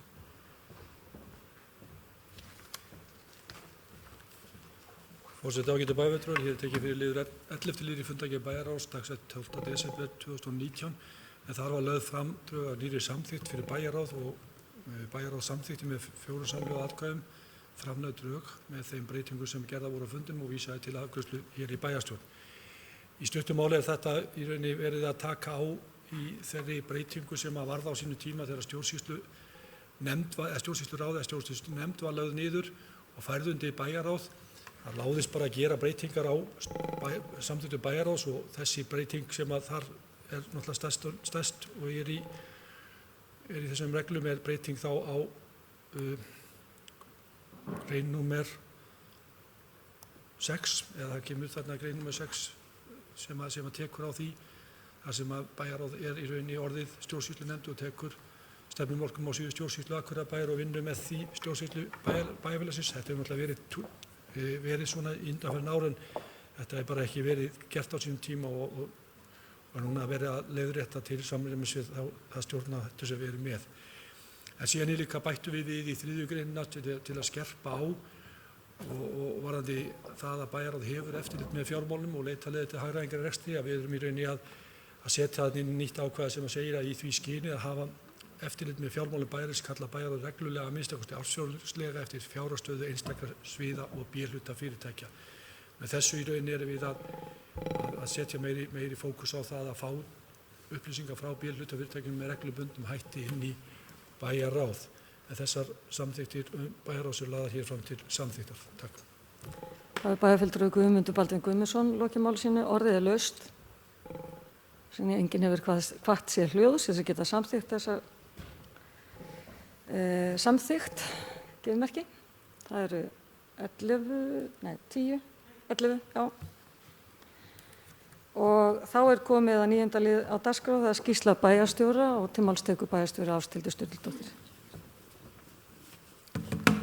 Forseti, góðir bæjarfulltrúar. Þetta sumsé skýrsla bæjarstjóra frá 4. desember síðastliðnum og til dagsins í dag. 4. desember þar var ýmislegt í gangi en ég byrjaði daginn á því að undirrita þjónustusamning við Hafnasamlag Norðurlands, fundaði síðan með fulltrúum frá Enor komandi endurskoðun og hlustaði á kynningu og niðurstöðum starfsmannakönnunar hjá starfsmönnum Akureyrarbæjar. 5. desember þá tókum við upp nýliðafræðslu sem mannauðsdeildin heldur utanum en tilgangurinn að fræða nýja starfsmenn Akureyrarbæjar ýmislegt viðkemur sveitarfélaginu. Þennan sama dag ávarpaði ég jólaformannafund IBA en á þeim fundi þá fékk IBA gæða viðurkenningu sem fyrirmyndar hérað ISÍ. Að ræða gæðaverkefni sem snýr að íþróttastarfi og þetta alveg sérstaklega gleðilegt. 7. desember þá fékk ég heimsókn frá þýska sendiherranum Dietrich Becker og átti við hann gott spjall en daginn eftir opnaði hann sýningu í listasafninu sem byggir á sögu þýskra kvenna sem komu til landsins eftir seinni heimsstyrjöldina. 10. desember þá áttu við Halla Björk og Gunnar Gíslason samtal við Grímseyinga þeirra sýn á framtíðinni inni. Og 10. til 11. desember þá var nú þannig að óveðrið sem gekk yfir gerði það að verkum að ýmis starfsemi sveitarfélagsins var ekki með venjubundnum hætti enda erfitt að komast á milli staða og var almenningur hvattur til að halda sig heima. Ég vil fá að nota tækifærið og hrósa starfsmönnum umhverfismiðstöðvarinnar og verktaka þeirra fyrir sem við eigum viðskipti við varðandi snjómokstur og fyrir frábæra vinnu. Þessi hópur vann fumlaust við afar erfiðar aðstæður.